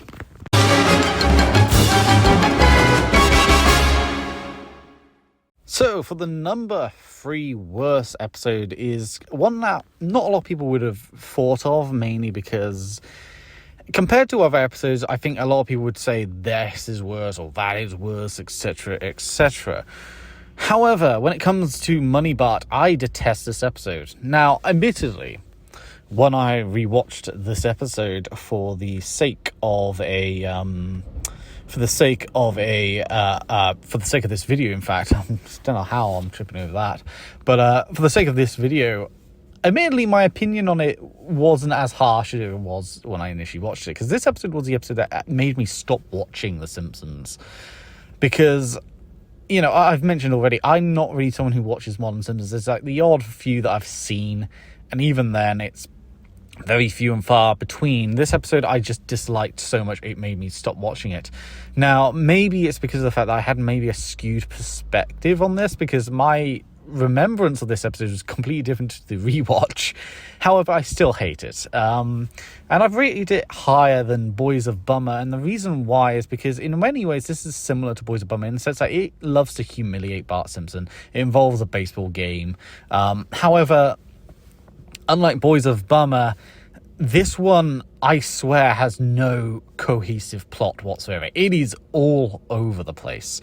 Like Boys of Bummer, at least there's something resembling a story. There's something resembling a plot. This one just is all over the place. Like, things do not last more than, 5 seconds in this episode.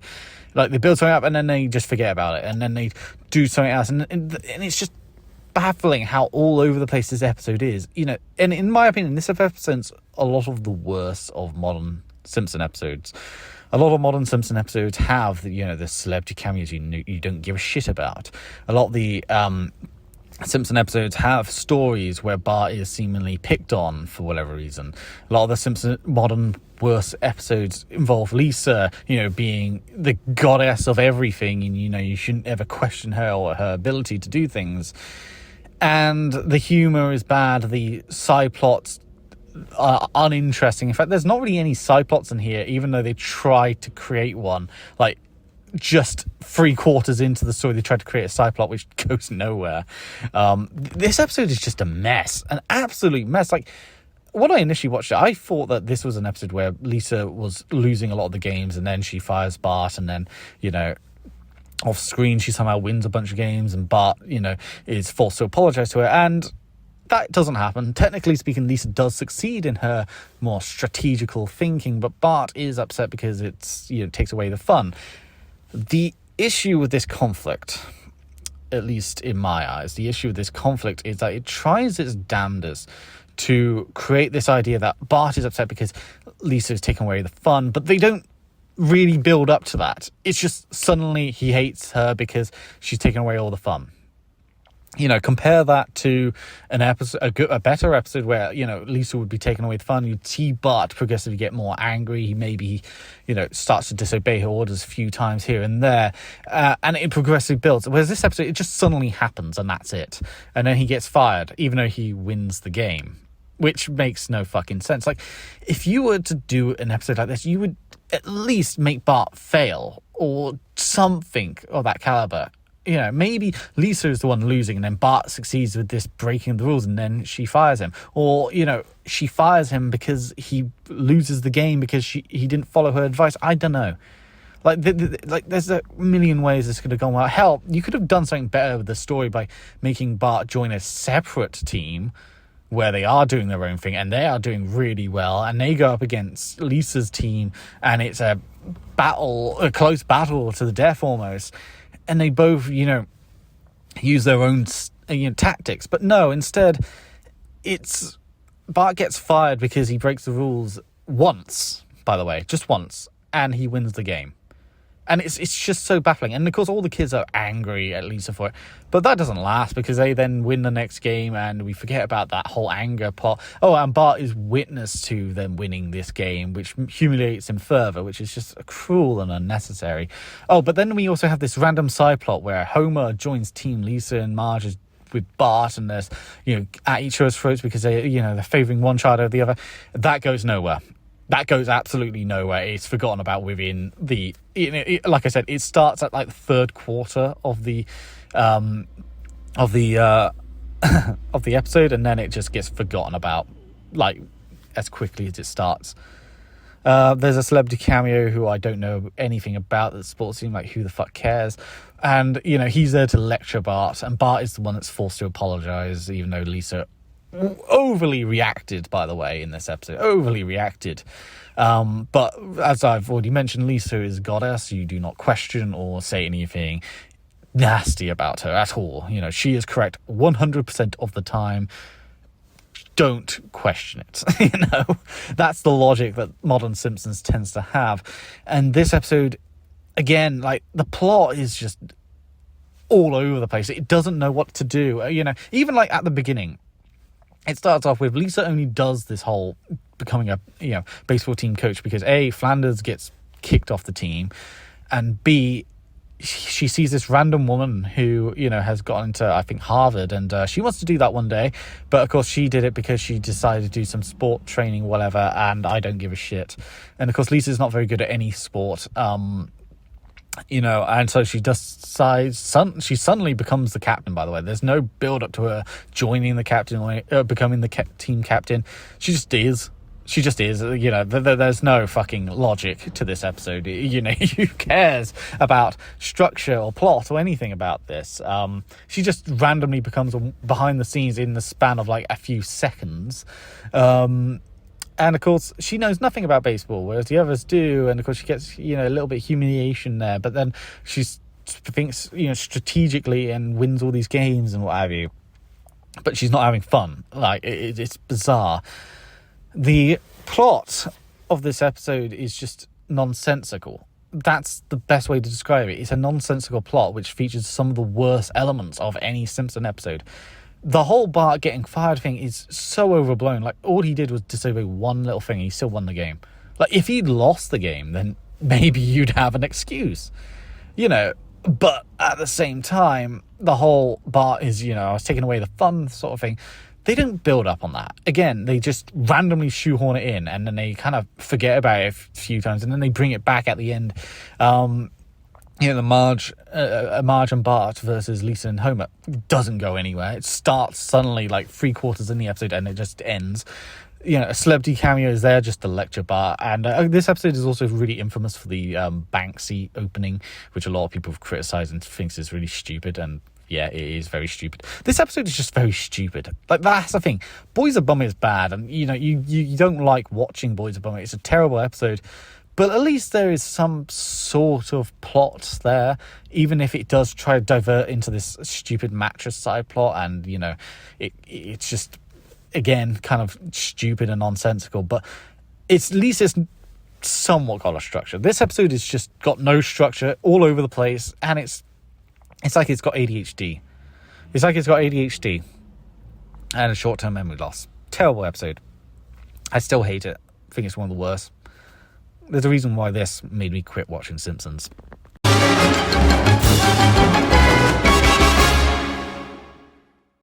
Marge vs. Itchy and Scratchy is my third favourite episode, and for very good reason. This is one of the most important episodes of the show's history, and in fact one of the most important episodes in media in general. This episode deals with the theme of censorship, and of course I am completely against censorship in every form and every capacity. I do not agree with censorship whatsoever, unless in extreme examples, but even then, you got to put a little asterisk there. Well, let's just get on with what this episode's all about. It is essentially Maggie, she hits Homer after witnessing an episode of Itchy and Scratchy. Itchy and Scratchy, if you've never seen the show before, is a cartoon within The Simpsons. It's basically where it's an ultra-violent version of Tom and Jerry, essentially. They chop each other to pieces. There's blood, guts everywhere. It's ultra-violent. And one of the things about Itchy and Scratchy is it's sort of it's meant to be subversive. It's meant to be subjective. It is meant to be over the top. That is par from the nature. It is this children's show that is clearly not meant for children, if that makes sense. And at the end of the day, it is freedom of expression. It is allowed to do whatever it wants to do. However, in this episode, Marge, she starts studying the show and she thinks it's so violent that she wants it completely taken off. She wants it removed or neutered and turned into this nice, friendly, gay little show. And so what happens is, of course, initially they take the piss out of Marge. They create this beaver character, I believe, and she starts yelling at them and they murder the beaver character. Then of course, she starts protesting. The protests start getting larger and larger. There's a boycott, and eventually they give in. They start to panderize Itchy and Scratchy, and it becomes this lame show that none of the kids want to watch, so they just go outside and do whatever they want. Ultimately, this form of censorship, as we all know with any form of censorship, it only leads to more censorship, and eventually the person who's asking for something to be censored will be affected themselves. And in this case, Marge does. An art exhibit opens up in Springfield, and the art exhibit, of course, has statues of naked men showing their bits and all that jazz. And, of course, all the mums, all the protesters want that taken down. They don't want it there. And, of course, she says, well, it's art. And, of course, when this goes on live television, the argument of art is brought up. And, of course, well, Itchy and Scratchy is also art at the end of the day. It's a form of art. You may not like it, you may not agree with it, but it's art. And that is precisely what this whole episode is about. It's a very important episode, I've said already. It's a very, very important episode. Especially these days where like censorship feels like it's just rising. It doesn't feel like it's dying out at all. Many people are complaining about it, but no action is being taken as per usual because it's easier to complain than actually do something, isn't it? And so an episode like this has brought up quite a bit, especially the ending of the episode where, they don't just go after Itchy and Scratchy. They want to go after art, like statues of men and what have you, or like old Greek and Roman statues, etc., because they show penises. And it's like, well, why are you taking that down? I thought it was just against the violent cartoon. No, it's not. Censorship is never just about one thing. Whenever you see these morons who go ahead and say that certain things should be censored, we should censor sexual abuse on a fictional film or book or whatever, they don't just want that to be censored. They want everything to be censored. I mean, there's porn. I mean, people complain, oh, well, you should censor porn because it causes rape, etc., etc. But then it turns out that it isn't just porn that they go after everything else. I mean, look at the UK right now as I'm doing this recording. We've got this retarded digital ID shit. We got this retarded, age verification crap, which has already been hacked, by the way. It's been hacked twice, in fact, as of doing this recording, October 2025. But it isn't just about porn. It isn't just about protecting kids. It's about control. It's always about control. And, whether it's a violent cartoon, whether it's a violent video game, whether it's a violent anything, it's never about one thing. They'll go after one thing. They'll go after a soft target. Itchy and Scratchy, in this case, is a soft target. It's an easy thing to pick on. I mean, it's a kid's show, but it's ultra-violent. It's gory. It's something that's totally inappropriate for kids. I think everyone can agree for that. But at the same time, it's a soft target. And you know what else is going to be a soft target? Well, statues. Statues will be next, and then whatever comes out after that. And that's why I think this episode is such a perfect example of the issue with censorship, because it doesn't just stop at one thing. It grows and it festers. It's like a tumor. It's like a cancerous tumor. It will continue spreading and until it kills whatever it is. And Itchy and Scratchy is meant to be subversive. It is meant to be the freedom cartoon in a way, because it is allowed to do whatever the fuck it wants. But as soon as you try to neuter it, it's going to then have a knock-on effect, a domino effect, I guess you could say, where something else would get censored. I don't get why it's so hard for people to understand this. I don't get why people are so, obsessed with trying to ban something or censor this or censor that because they don't like it. And then what ends up happening is another thing gets censored, and eventually it gets out of control because, of course, it will. It's why I don't support anyone who says we should ban this, we should ban that, because you're basically asking for fucking trouble. And this episode rightfully proves it. It's a great episode. It really is a great episode. It is such a important episode as well. I absolutely adore it. I really do. I think it's a fantastic episode. Now, it does have its flaws. I do think that it does have its flaws. I think the ending of the episode is a little bit rushed. Ultimately, I know what they're trying to do. They're trying to go with, well, it doesn't just end with, censoring a cartoon. It goes on to other things. I get that, and I think that's a great message. I think it's a fantastic message. But I think what should have happened is it should have happened a little bit earlier, and it should have been building up to more things being censored and controlled till eventually, everything collapses. And I think it would have been far better that way. Because I feel like the statue thing just feels very quick. Let's just end the episode here and that's it. It doesn't feel like it has any knock-on effect. It feels like it should have had more. But that's only a minor complaint for an episode which is absolutely fantastic. Truly a fantastic episode. And admittedly, I do interchange this with Homer's Enemy because I think both are great episodes. But this one, personally, is just slightly better because of the fact that it is obviously a very important episode. And one I think anyone who dares to say anything about banning this or banning that, whoever says something should be censored in any form or capacity, it doesn't matter what it is. It could be violence, it could be pornography, it could be anything. I think you should watch this fucking episode and see just how badly it will go. It won't end with just that one thing. It will continue festering. And that's exactly the problem with censorship. It will continue festering. They always go after soft targets. And Itchy and Scratchy in this case was the soft target.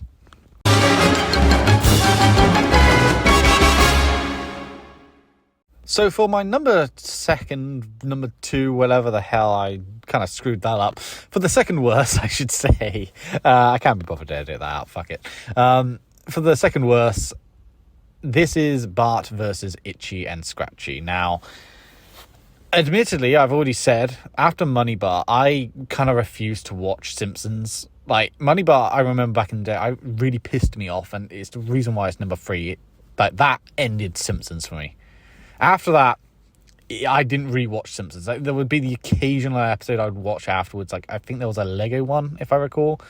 And, I tried to watch some of the Treehouse of Horrors if they were on, which is why I kind of turned against them as well. But when I heard about this episode, I heard about its reputation. It's the same with Lisa Goes Gaga. I kind of got curious and I had to watch it. And for this video, I decided to watch this episode for the first time. And that was kind of a mistake because this is easily one of the worst episodes I think I've ever seen. Bart vs. Itchy and Scratchy, despite it being called Bart vs. Itchy and Scratchy is only in it for the first 2 minutes. After that, the episode diverts to a separate story. It's almost as if there was 2 stories meant to be happening at this time, but they decided, fuck it. We're only going to concentrate on one story now. Fuck the other story. And ironically enough, the other story had a little bit of a better premise. So how the episode starts off is very random. It's like already they're at this Krusty Lou Studios. Krusty's making this big announcement, this Krusty Con, whatever. And he makes the random announcement that Itchy and Scratchy are now going to be girls. Now, there's no build up to this. It's just randomly announced. Now, if this was a classic Simpsons era episode, hell, we've already talked about Marge versus Itchy and Scratchy. This would have had some build up.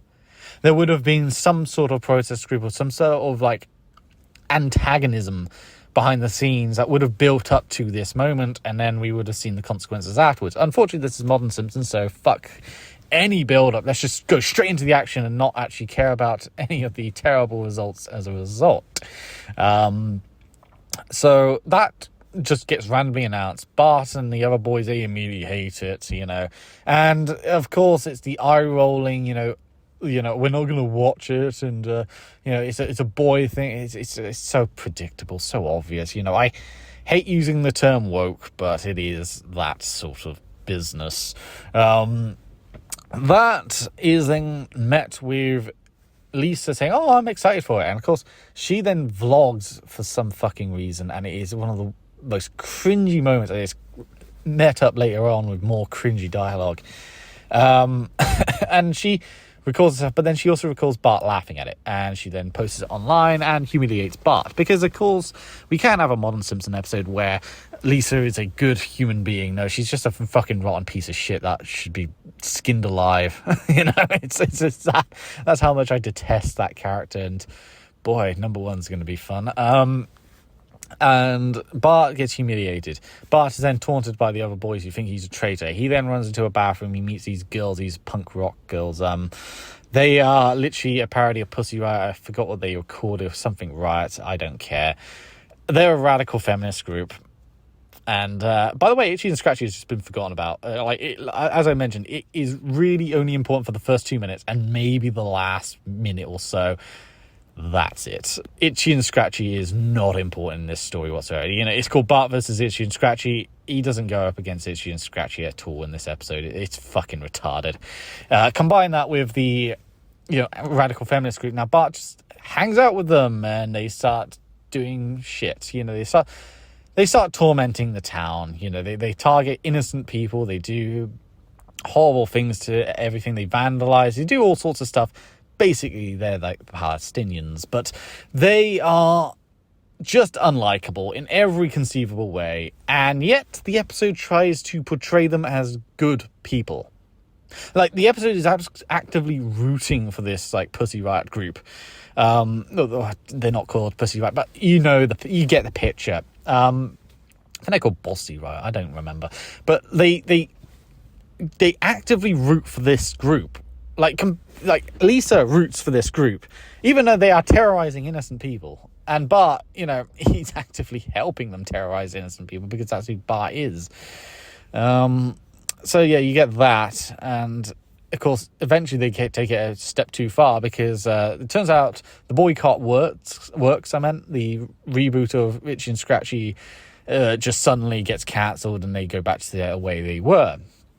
And the group find out they're not happy about it. They tie Bart up. They're going to try and destroy all the old Itchy and Scratchy stuff in this big, like, boiling pink glitter bomb shit. I don't know. And Bart can't allow this. He is freed by his sister. He tries to stop it, but of course it gets knocked into the boys. The boys are all, terribly mutilated by this stuff. Like, it goes into their eyes. It's actually really bad. It's possible chemical, BOW terrorism. Possible. But who cares? Because this is a feminist group, guys. These are the good guys. Sure, they may have, like, harassed innocent people. Sure, they may have just committed an act of terrorism. Sure, they may have been absolutely nasty, tortured individuals. They've, vandalized things. But they're the good guys. And they don't get any comeuppance, by the way. Instead, the episode ends in quite possibly one of the most rage-inducing endings I think I've ever fucking seen. Like, Lisa joins the group and starts going out and basically harassing innocent people, while Bart decides to spray the patriarchy. I forgot what it was. It's like the patriarchy is bogus or something like that. Pretty cringe. This episode is very cringe-worthy. The dialogue, they try to be hip and all that shit, and they're trying to be modern. I don't like it. I think it's terrible. Yes, so this episode, very bad episode. What else can I say? Like, the feminist group is easily one of the most dislikable set of characters we've seen in the show. Like, I'm shocked by how bad these characters are, because these characters are just unlikable, and yet the episode is trying to treat them like heroes. They're trying to treat them like protagonists. Like, oh, these are guys that we should be supporting. These are guys that have the right idea, and yet they do nothing that is good. Like, they talk about how they're being oppressed, but you don't show the oppression at all. It's like real life feminism. They talk about being oppressed, but they don't show any proof. It's not the 1950s anymore. It's not the 1800s. It's not, it is modern day. I dare say women have a lot more fucking rights than men these days. Just look at prison. Just look at prison sentences. Look at, crimes and all that. Look how many years men get compared to women. Yes. And this is another example of it where, like, they try to portray this group as a good group, and yet they are not. They are unlikable. They are detestable in every conceivable way. And they get off scot-free after basically maiming a bunch of boys because they don't like the fact that something happened. And it's called Bart versus Itchy and Scratchy, by the way, this episode. And yet, again, I have to reiterate, it only is important in the first 2 minutes. After that, Itchy and Scratchy might as well just not be a part of the episode. It shouldn't have even been called that.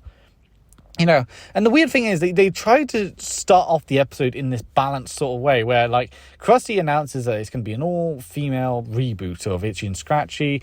And he then says something along the lines of he's only doing it because the money and the corporation is telling him to.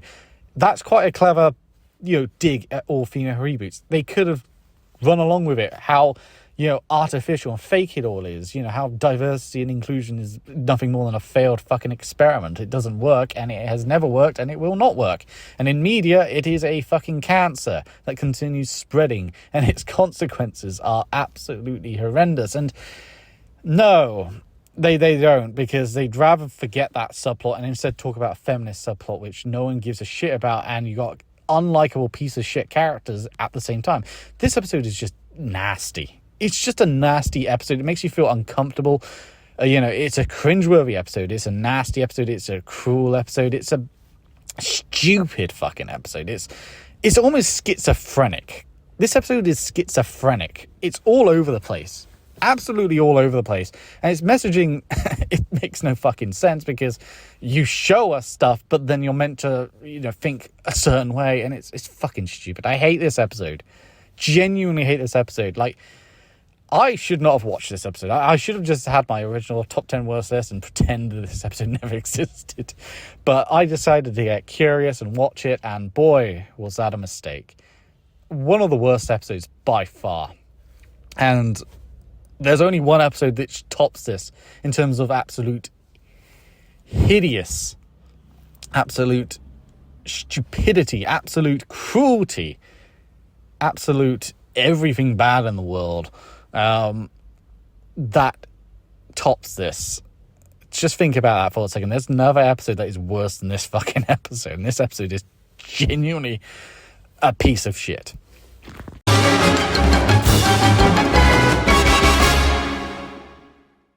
Okay, so for the number 2 best episode, the second best episode in my opinion is Bart Gets an F. This is a very tragic episode, but it's also a very realistic episode. And this was the first episode of Series 2. And Series 2, to a lot of people, is one of the best seasons out there for The Simpsons.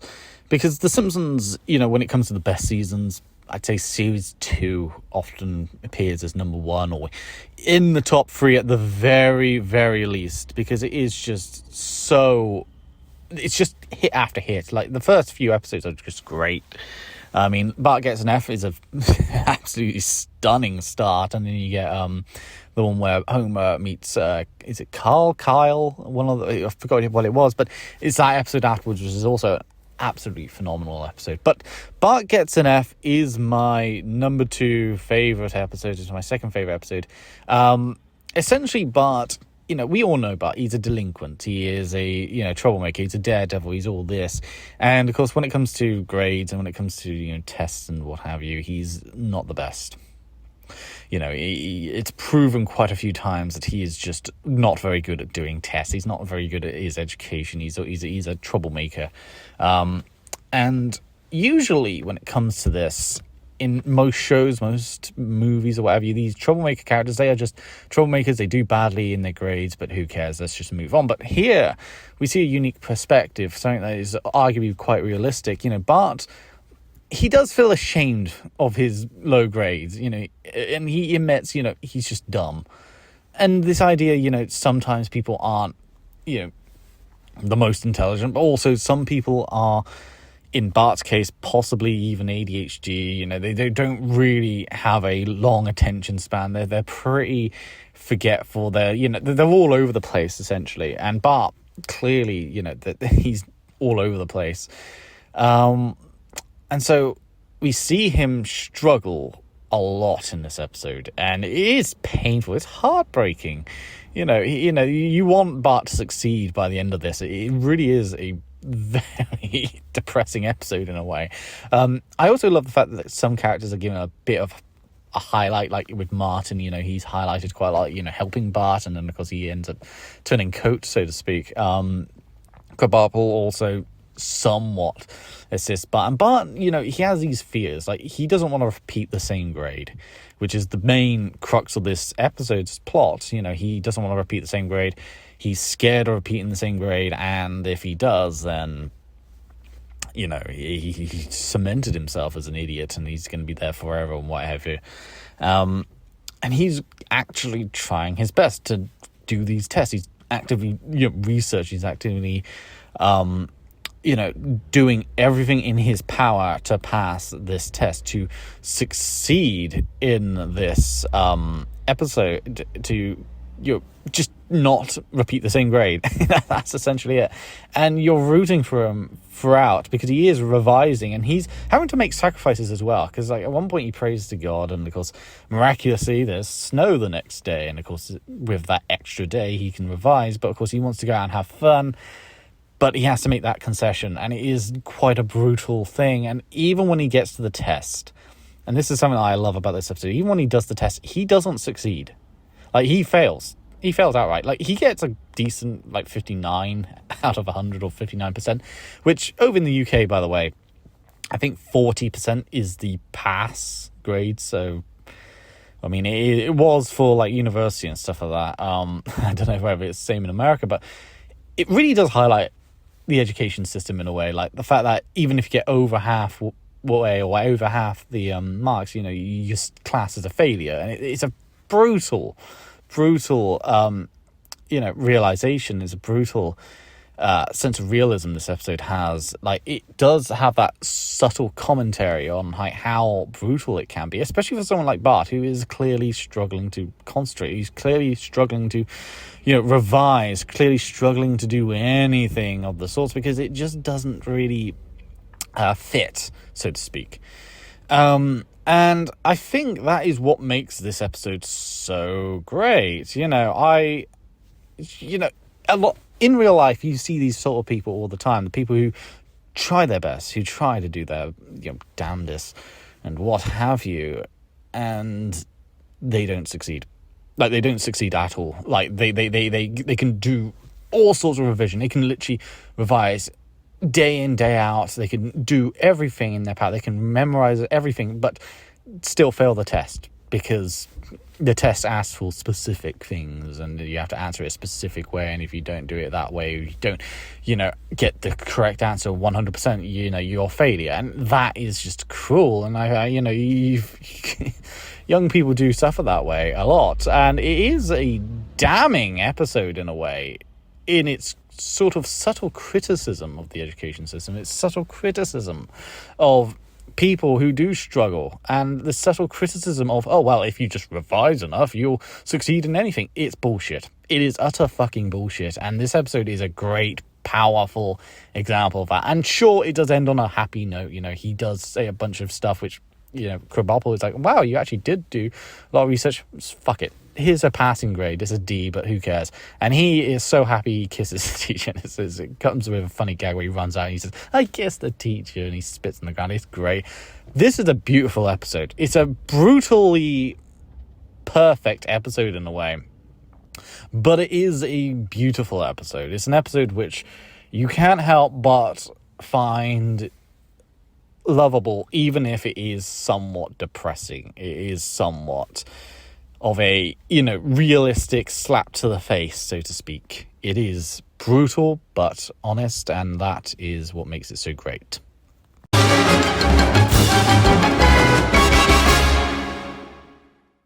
Alright, so the number one worst episode. Now, if you've been on my channel before and you've seen some of my old Simpsons videos, you know which episode I'm going to be talking about. And after looking through the worst episodes lists, after looking through what I disliked, what I liked, etc., On a Clear Day, I Can't See My Sister is still the single worst episode I think I've ever seen. There has not been an episode like it.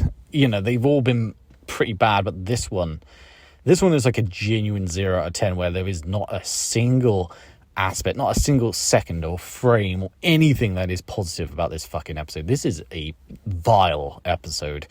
So for those who don't know the episode, essentially Lisa gets picked on by Bart during a school trip. She has enough. She gets a restraining order.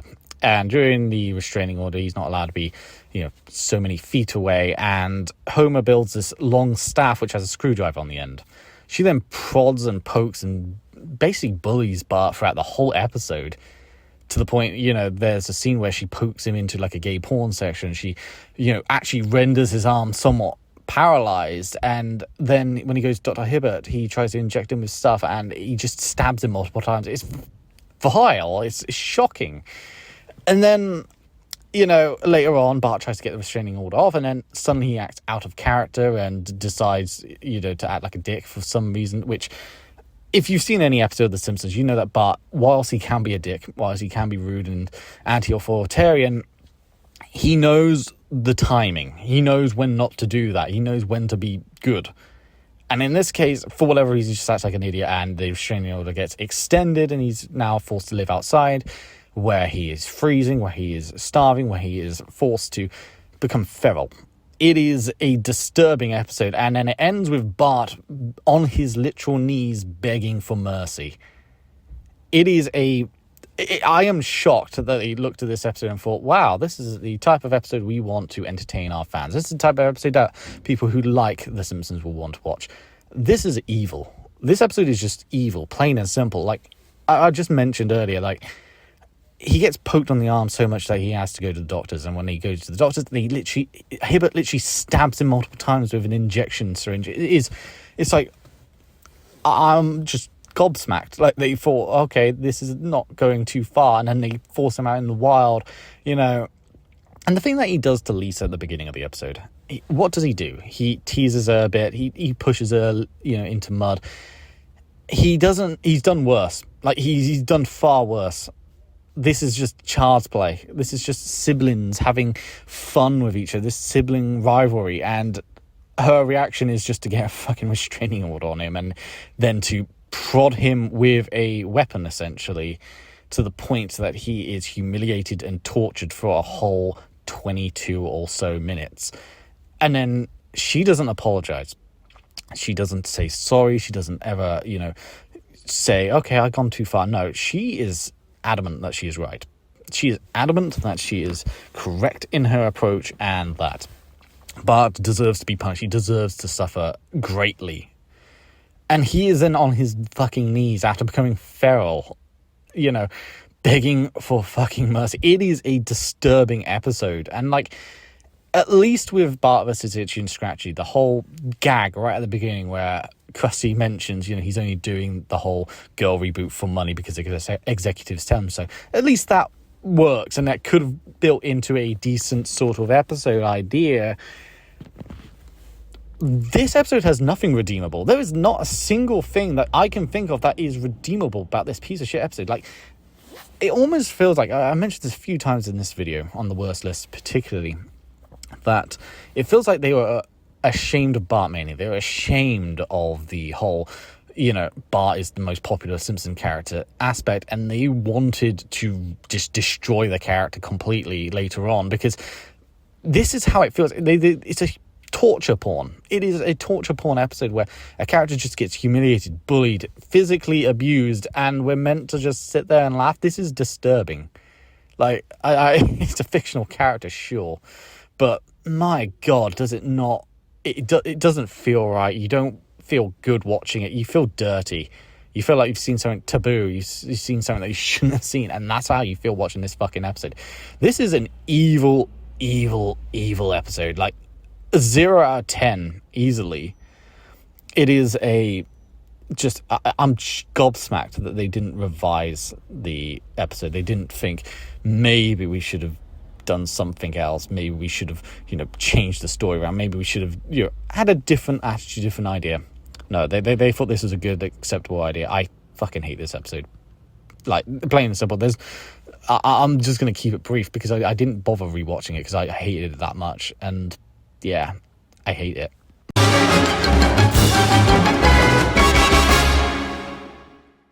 And so we are on our last entry, and it's the number one best episode. In my opinion, the number one best episode is Lemon of Troy. Lemon of Troy has always been in my top rated episodes. I've always loved this episode ever since I was young. I've already mentioned, Homer's Enemy used to be my number one favorite. Of course, as time has gone by, I think this one just deserves to be number one. And the reason why is, in a way, this is one of the few episodes of The Simpsons where it is essentially a how do I put it? It feels like an actual story. There is a beginning, a middle, and an end, and it feels fluid. The whole episode is really revolving around patriotism in a way, and identity, in particular town identity. In this case, it's Springfield. But, he's going to vandalize this wet cement. He's going to write his name in it so he can be remembered forever. And, of course, it kind of links with the theming of this episode. Marge catches him, is upset about it. She goes on a rant about, you need to feel patriotic about your town. Of course, Bart starts to appreciate Springfield. He starts to appreciate all the things around. He then learns about Springfield's history, and of course in turn we learn about Springfield's history as well as Shelbyville's history. Of course, the two rival towns don't like each other because Shelbyville wants to marry cousins. That's literally it. And of course they had this big sacred lemon tree which was planted a long time ago, and it used to be the sweetest fruit, of course, blah blah blah. Of course, Shelbyville, they make fun of Springfield. Springfield is batting it out as well, but during the night Shelbyville take the tree and they take it into Shelbyville, and so the Springfield kids, namely Bart, Bart, Milhouse, Nelson, Martin, the usual crowd, they go off and they go off and what's the word I'm looking for? They go off and invade Shelbyville, I guess is the best way to put it, to get the tree back. Of course, meanwhile, the parents, they don't know what's happened with their children because Bart lies. Well, he doesn't necessarily lie. He's going to teach someone a lesson. Of course, Marge takes it literally, and they end up just going off and grabbing the tree. And of course, the parents, unlike, say, Bart on the Road, Homer doesn't get angry. Instead, he joins in, and they then help with the tree, and it's just insanity. But the gags in this episode work so incredibly well. There are so many brilliant little moments. Like, there's a running gag throughout while they're in Shelbyville, and it's like the polar opposite to everything that Springfield has. Springfield usually has this thing or that thing, and then Shelbyville will have like the opposite, so to speak. And the opposite usually, includes things like, instead of Moe's, Joe's, and stuff like that. And it's just little gags, a female Willie and what have you, and even like the way some of the signs are, it's just brilliant stuff. Combine that with other jokes like the Millhouse. Millhouse suddenly has this affiliation with the word radical, and of course he rarely ever says it in the actual show, but he's now determined to say that is his catchphrase. And there's obviously the Shelbyville Millhouse, which is basically just Millhouse. He's called Millhouse also.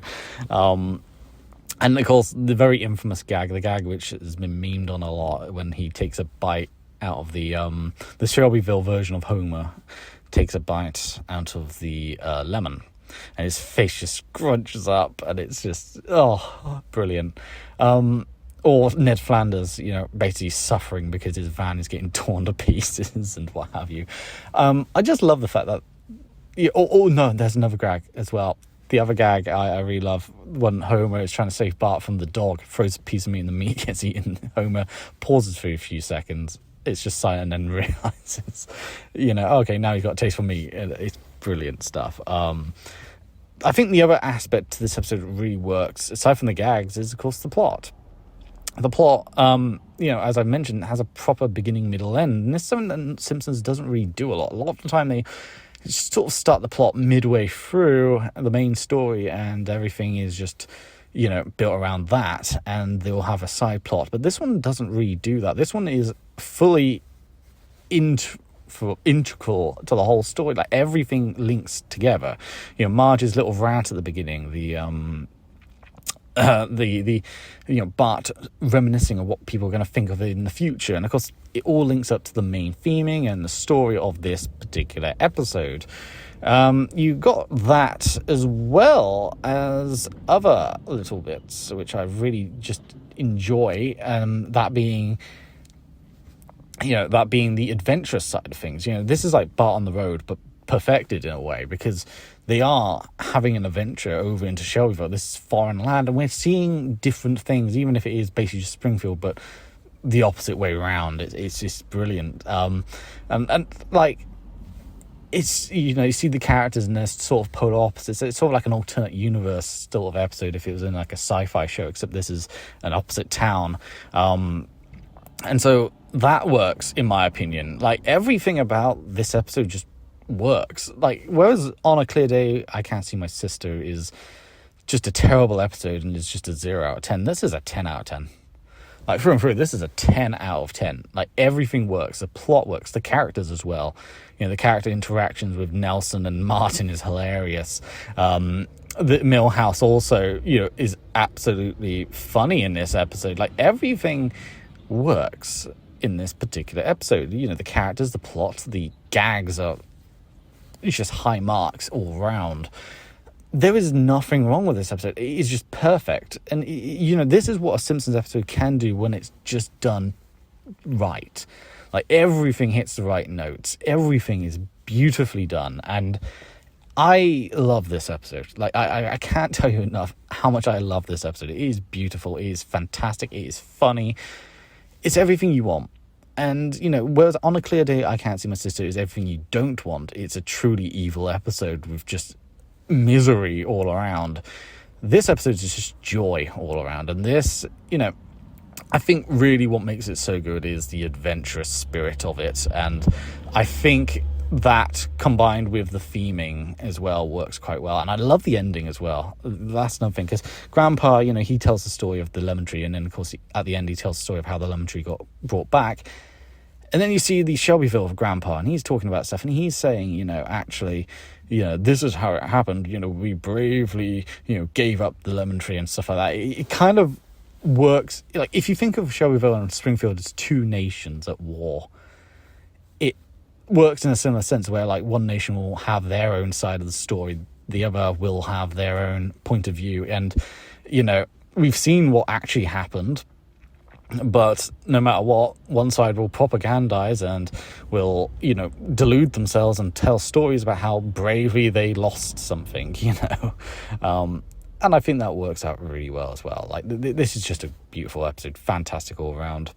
But anyways, that is the top 10 best and top 10 worst Simpson episodes. Hope you enjoyed this video, and I'll see you next time.